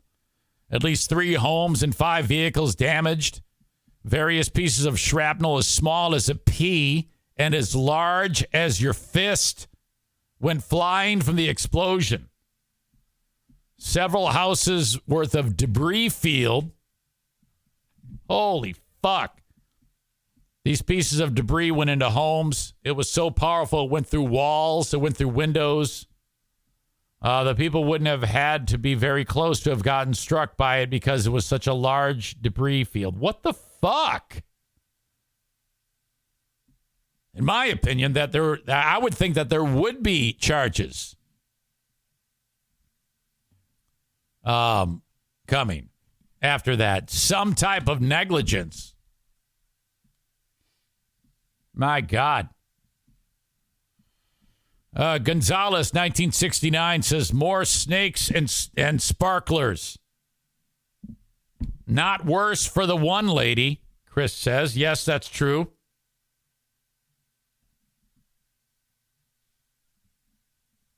Kyle says, this is freedom. This is where freedom lives. Tyler says, helmetless dumb fucks riding donor cycles equals more organ donations. I don't know why I didn't put that together, referring to it as a donor cycle, but I love that. Well, that's just a fucking terrible story. That is remarkable. All right. Meanwhile, this kid, some kid in Ocala, Florida, got his hand on some fireworks as well. But the kid's so stupid, he lit it off in the house and almost killed the family dog. Now, if you have a kid, that's okay. First of all, if you have kids and you have fireworks and you don't like take care to make sure that they're safe and away from kids, this is your fault. So essentially, this kid who is alive, nobody was hurt in this incident, should be taken away from his parents because the parents are so stupid, or whoever the fuck he lives with. A curious child who attempted to light some fireworks inside a North Central Florida apartment sparked a fire, damaged 4 units on Saturday of earlier in the week. Well, no, I guess it was last week. And then the firefighter went in and he's like, all right, we got everybody out. And then he hears a whimper, and it's a dog. So he's like, oh, shit. And sure enough, this pooch right here. Look, oh, my God. The dog's okay. The dog survived, thank God. But look, there's the house. The kid, or the apartment building, the kid lit the whole thing on fire. What an asshole kid. Jesus. Look at this guy. That's a fireman. I say, oh, shit, look what this stupid kid did. Yeah, so the mom and dad, if they are even around, a kid probably lives by himself, for God's sake. You know how it is. Kids should be taken away from them. Thank God the kid's okay, but my God, how stupid. Obviously, he's okay. I don't even know. I can't say that I wouldn't do this when I was young. I mean, it's easy to say the kid's an idiot. Now, unless the kid's like 17, if the kid's like 10 or under, I can't say that I wouldn't do this. I might actually light it in the house. If you're going to light it, you can't light it in the house. Fire officials interviewing witnesses learned that one of the kids in the apartment obtained a firework from a package that had been bought to use for 4th of July celebrations and attempted to light it indoors. The age of the child who lit the fireworks, unclear. Close supervision and fire education are critical. The usual shit. It's Florida. They don't care about that stuff. When we were growing up, all we had was sparklers and snakes. And then my neighbor would have all the good shit. They'd go and get the illegal stuff. And I just felt like such a schmuck. We didn't have shit.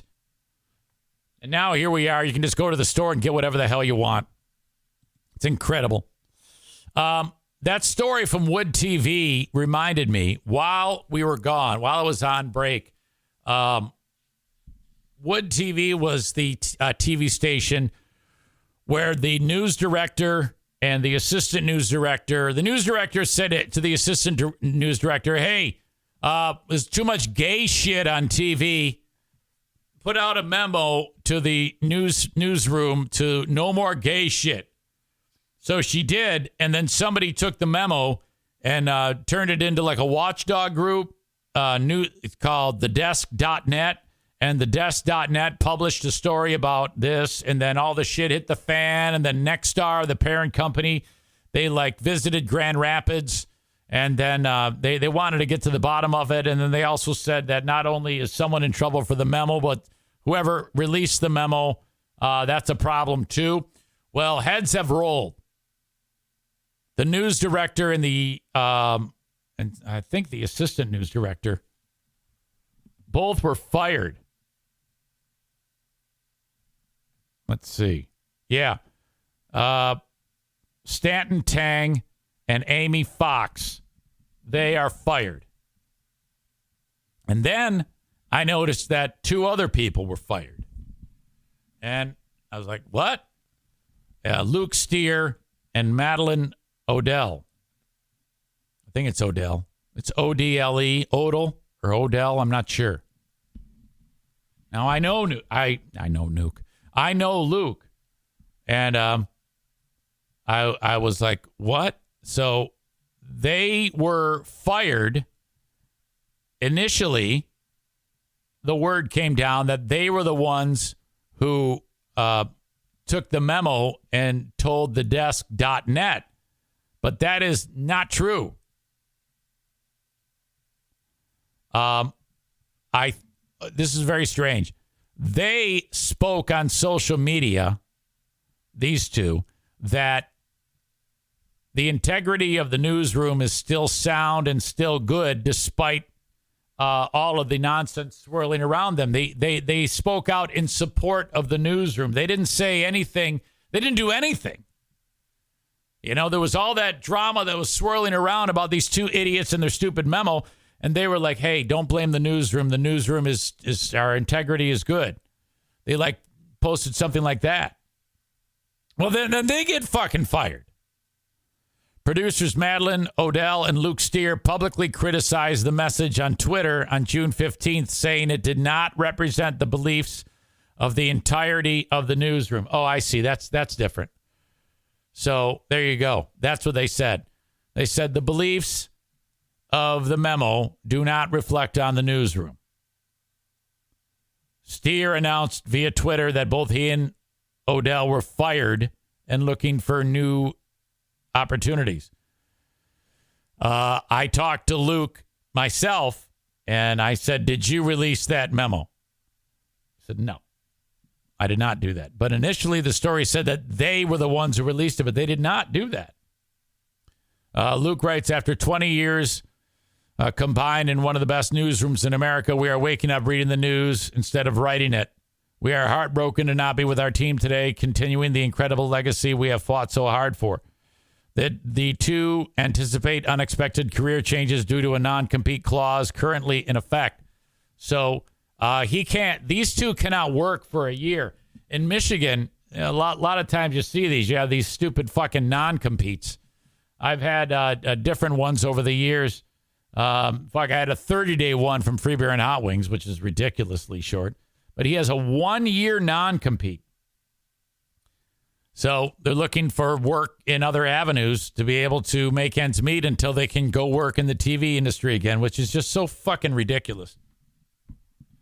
Now, when this all was bubbling under, I reached out to Luke before the shit hit the fan. This is like just at when the dirt first was revealed to the Wired or the desk.net. He said that he was proud of the newsroom for whoever blew the whistle. He was proud of them for that. So he definitely is supporting the newsroom. You got two factions, the newsroom and then Tang and Fox. They fired Tang and Fox, and then for some reason, someone else had to be punished. So that's bullshit. Fuck Wood TV for that shit. The Wood memo asked employees to evaluate the newsworthiness of Pride events due to their conservative viewership. You know, crazy people. We know that West Michigan is a conservative area in many ways. The memo said we need to recognize that some stories related to LGBTQ issues are going to be controversial and polarizing in our community. So what? When news of the memo first broke, Steer posted a tweet saying there was immediate pushback from many employees. The guidance is not being followed, the post said. The only two people involved in its creation have been removed from any discussion surrounding Wood TV Pride coverage. Our team immediately pushed back and called it to the attention of upper management. This memo does not reflect our views. It has not and will not change how we cover members of our community, Odell tweeted at the time. So that's what did it. They kind of like spoke for the newsroom in support of the opposite side. Now, as I talked about on this show, Tang was hated in the newsroom. Everybody hated that fucker. I talked about that in an earlier show. It was well known. This guy was a cock. So fuck him. After Luke and Maddie got fired, as I'm talking to Luke, and he says, I'm getting married in 3 weeks too. I go, oh my God. He goes, yeah, I'm getting married to Maddie. What? Those two are engaged to be married, Madeline and Luke, the two that were just shit canned. Okay, so I'm talking to him, and he picks it up, and after I find that out, I go, look, dude, first of all, I've been through this 8 million times. All you need to do right now, today, like this minute, is nothing. Just sit there. Clean the house. Do whatever you can to not dwell on the fact that you just got shit canned. And you're not dead. This is the old Jocko thing. You're not dead. You still got some fight in you. You got fired? Good. I go, it'll give it some time. You know, I go, they fired you with cause? Yes. I go, oh, well, then they're probably going to contest your unemployment. He goes, yes. So he's fucked. That's a bad one. But nothing he can't handle. I know Luke's going to be able to pull through. Luke and Madeline both two very, very hardworking people. I don't know Madeline, but I know she's strong in her convictions. So based on what I read. So this sucks for sure, but this will work out. It always does. News station should ask viewers if they like a story before they air it, Kyle writes. Joe Pellerito writes, I think Ellen Baca tweeted something like, we won't stand for this during an event. See, I see you, Dave. Man. All right. Hopefully it works out. Sooner rather than later. I feel bad for those two. Okay. I have a ton of stuff to cover on the Patreon. My God. Actually, no, I'm going to do this too. I'm going to go a little long today. Hold on. The door just opened behind me. It's Bruce. By the way, while I was gone, there was a question. Hey, whenever Zane talks about stuff, I want to be able to see it. Is there like links to what he does? In the show notes of every audio podcast, I include all of the links of what we talked about. So like the other day, I was talking about the snake in my backyard. I posted a picture of it in the show notes. You should always check that out if you're wondering. Oh, and I now have 3 dogs in here. Hey, Darla. This dog, you're right, is growing rapidly. I want to talk about something going on. It is now 6 months since the Ottawa County Commission took over and has caused all of this shitstorm here where I live in Ottawa County. Washington Post article. The whole country and the world is aware of what's going on in Ottawa County, Michigan. Just to recap, locals not happy with schools being forced to have kids wear masks or chain their doors shut or mask mandates in general.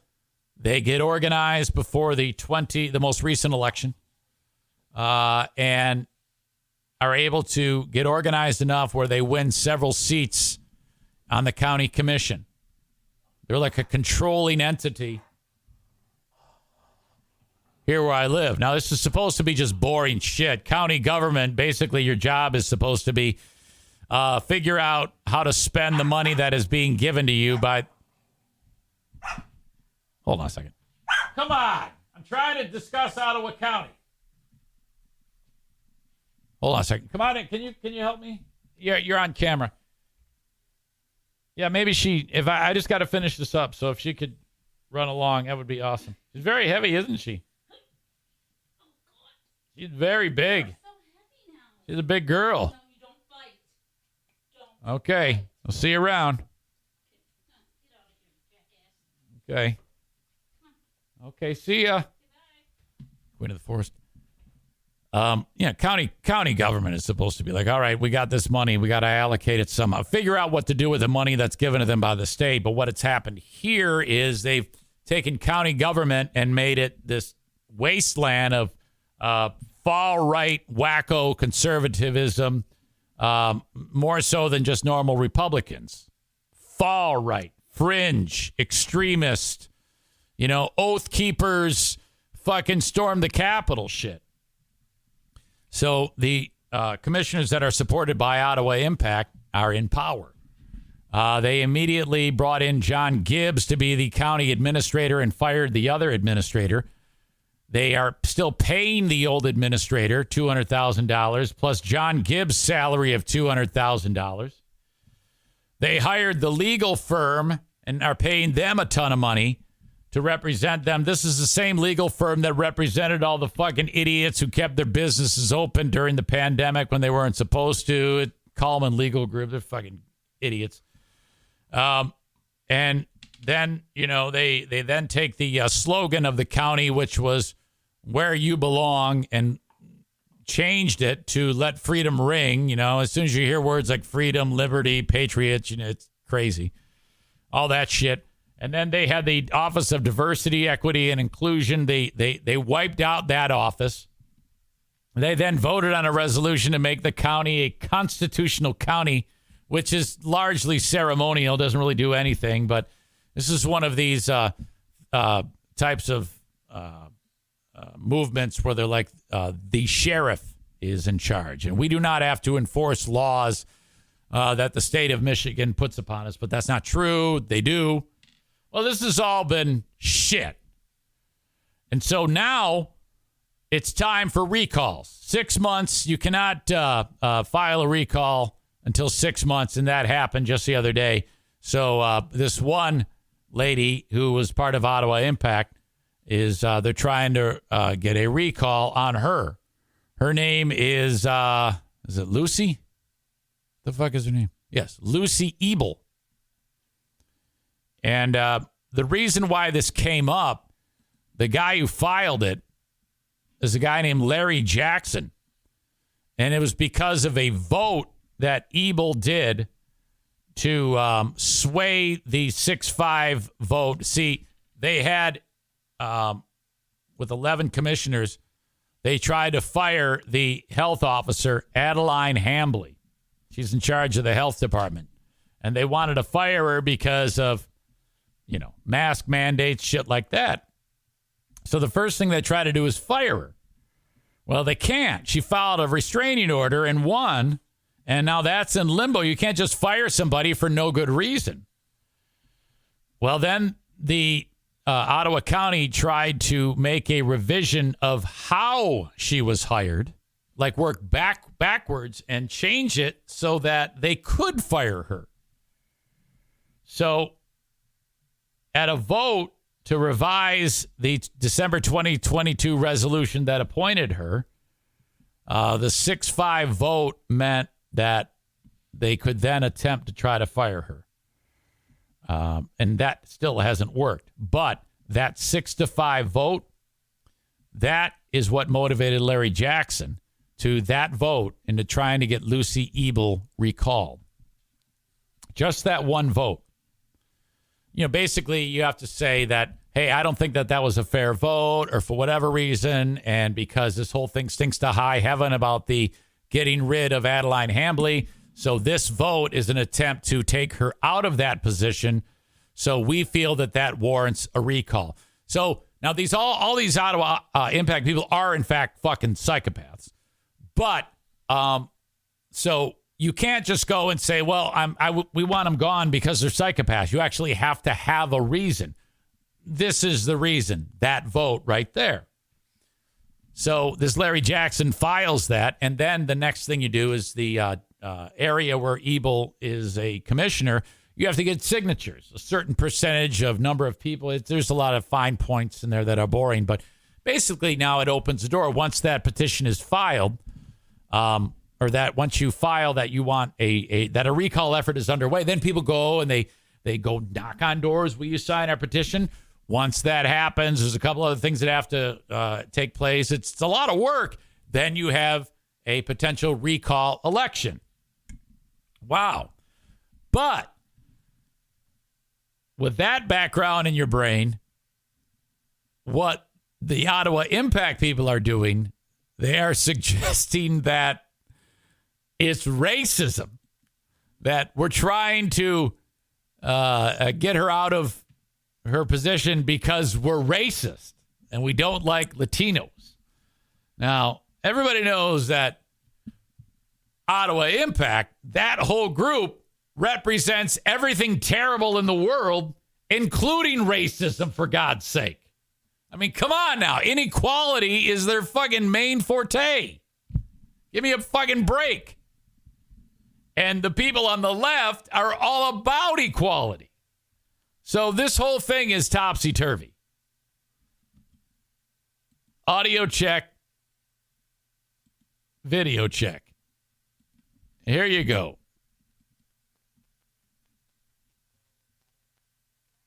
you don't have any audio. You have no audio, and I suck. Hang on. Let me back up and do that again. There's division continuing to grow in Ottawa County. Tonight, pushback when it comes to efforts to recall Commissioner Lucy Ebell, with one group calling it racially targeted. Fox News' Matt Witkos is live in studio tonight with more on their allegations. Matt. Janice Josh Proposito, a Latino-based organization here in Michigan, held a press conference this afternoon to show their support for Ebell. They say the recall... Yeah, it's interesting. You can't just be bad at your job. I mean, she obviously made a mistake in that vote for terrible, dubious reasons because she's going with what Ottawa Impact wants her to do. She's probably in over her head. That's motivated the recall.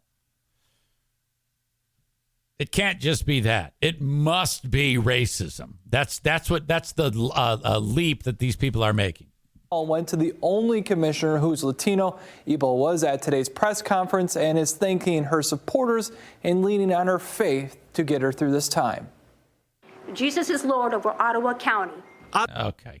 All right. And this guy loves that. Jesus is Lord over Ottawa County.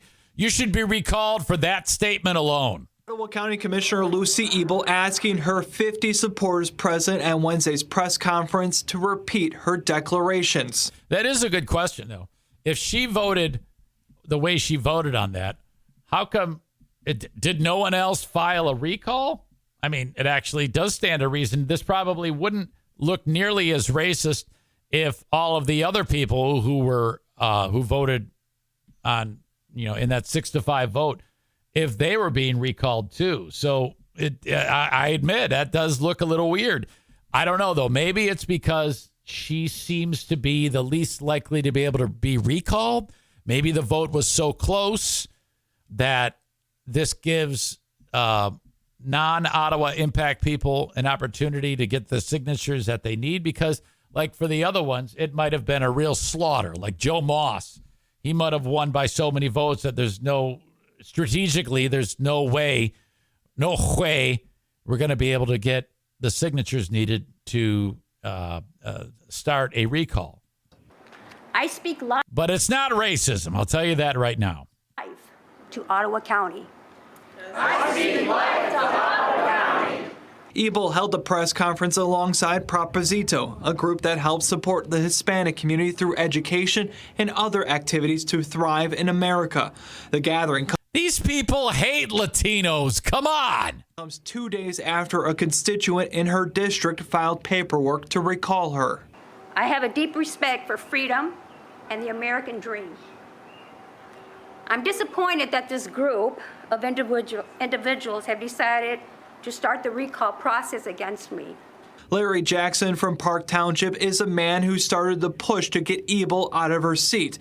Jackson says his filing has nothing to do with her heritage. I would say people will say anything to cling to power, and that won't stop the voters from District 2 for exercising our First Amendment right to petition for a recall. Jackson did write on the petition that Ebell voted to correct a previous Board of Commissioners decision that approved Adeline Hambly to the health officer position. Hambly herself is currently fighting through the legal system to keep her position after the board worked to put their pick, Nathaniel Kelly, into the position back in January. I respect the process and will act based upon the review of the language. Just know that I will stand. By the way, there's Ray from Gemmons in the background. Next time I see him there, I think I should punch him in the stomach. Tall and continue to fight for the constituents of Ottawa County. Ebell has sat in her commissioner chair for 6 months. She's got a weird face. Do her teeth look little to you? Now, this is the face of a lady who's suffering from fetal alcohol syndrome. She is among the several commissioners backed by the conservative group Ottawa Impact. Sitting on the board, she often votes alongside with Ottawa Impact board members and their ultra-conservative values and beliefs. Back on their first board meeting, Ebell motioned and succeeded in eliminating the Diversity, Equity, and Inclusion Department within Ottawa County. I don't understand how she could eliminate that, being that she is a woman of color. The ethnicity is something that you should want diversity, equity, and inclusion. A department that had an objective to recruit and retain culturally rich and diverse workforce. What went through your mind when she proposed that? Great question. I was glad. To be honest, a lot of us do not support that diversity and equity. Latinos are hard workers. Wait a minute. I am really confused here. I need to back this up for a second. For the constituents of Ottawa County. Ebel has sat in her commissioner chair for 6 months now. She is among the several commissioners backed by the conservative group Ottawa Impact. Sitting on the board, she often votes alongside with Ottawa Impact board members and their ultra-conservative values and beliefs.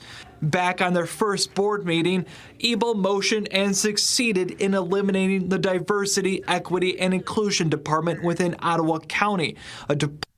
She introduced it. Said, we need less diversity, less equity, and less inclusion. She did that.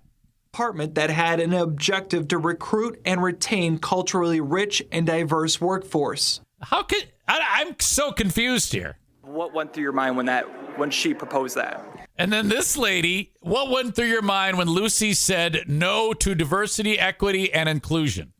I was glad. She's a Latina woman. To be honest, a lot of us do not support that diversity and equity. What? Latinos are hard workers. We want to get jobs based on our merits and based on our hard work. We don't want something just handed out to us. Okay. I see your point. So you're saying no to diversity, equity, and inclusion.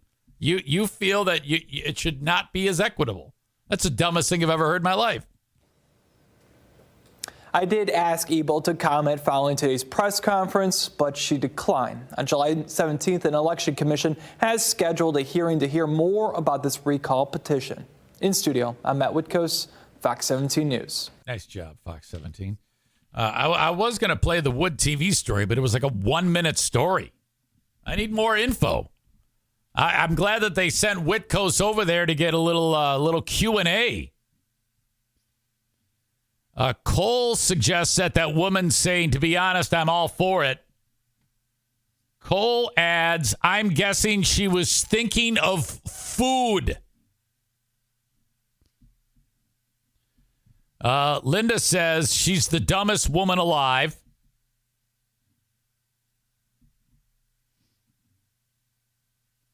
Aram says, I think the whole recall needs to be done, and now that the people are prepared, they were kind of blindsided by Ottawa Impact. Yeah, I think that they have a shot, actually, to make this work. Where's the Reverend Bender Bones when you need him? Aram says, I don't blame her. If no one else is being recalled, that is BS. Well, but you see, it's up to the citizens to file the recall, and there's still time to do it. That was on day 1 of recall time. So there may be more, but that's that whole right-wing Ottawa Impact controlling the narrative thing. Taking something which is as simple as, hey, I don't think what she did is right, and he can only go after the person in his district, District 2, files a recall. Here's why I think she should be recalled. It's up to people in other districts to file their own recall petitions. You can't just say everybody gets a recall, or only the Latina woman gets a recall. It doesn't work like that. This is not a race issue, in my opinion. Savage Sack Lunch says programs like this, I'm assuming the Diversity, Equity, and Inclusion Office, inherently label people. We need people to treat each other fairly regardless of differences, not because. No, absolutely.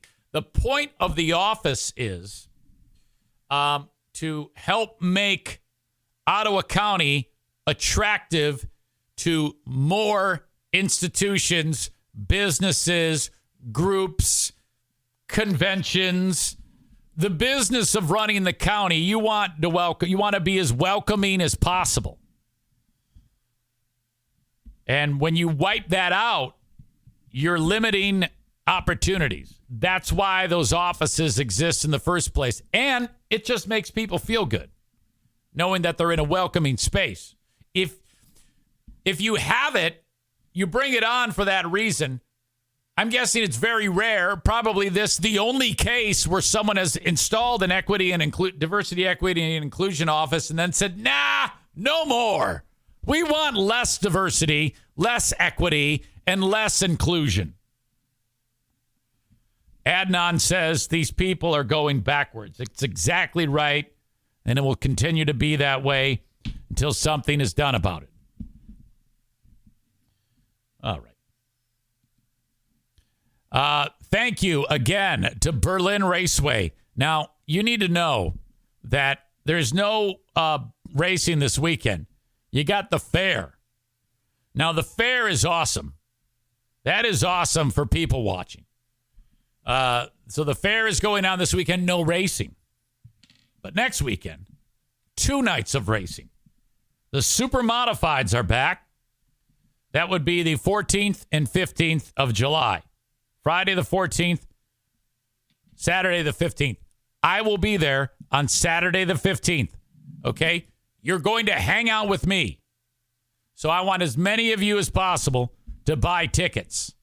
And then, like, we had a group last time. It was Eric, Ben, his better half, Sarah Rook-Ruck-Roosh, Kyler's better half, Tracy, Stu McAllister, and Jason. And I want that group plus another 8 more. To do this, buy your tickets, berlinraceway.com. Go there, buy the tickets. They're $17 for the super modifieds, $20 at the gate. Buy tickets, and then parking is free, 15 and under free. Bring in a cooler with all your snacks, no booze, no glass, and I'll see you there. berlinraceway.com. Buy the tickets today. I will be there. Stu McAllister. We're probably going to get in a fight with somebody. Once you get there, if you don't know where the fuck I am or you can't see my nose, just message me. And then I'll say, hey, we're over here, asshole. Come see us. berlinraceway.com. Enjoy the races with your old pal EZ. All right. I think my work is done here. Patreon.com/Eric Zane will be the home for Who Are These Ottawa County Fascists? It's a new show that I'm working on. Who Are These Justins? The fucking idiot from the Free Beer and Hot Wings show. He's going to get roasted big time. Yesterday, our last asshole of the day was HVAC Brainwasher family. Congratulations. That was disgusting. Holy shit, was that weird. Ugh. Horrible. Today's asshole of the day is Lucy Ebel in this stupid race car that she's playing. That's awful. It can't just be you suck at your job. I mean, I think it's fantastic that a woman with fetal alcohol syndrome has been able to get to such a high position. But, I mean, it's over. It is over. Ottawa Impact is done. And I want to be there every step of the way. All right, reach out to me, Eric at EricZaneShow.com. If you have any questions, comments, or concerns. Thank you so much for being part of this free show, continuing on Patreon a little bit later on. Till then, have a good one, folks. Thank you, and bye-bye.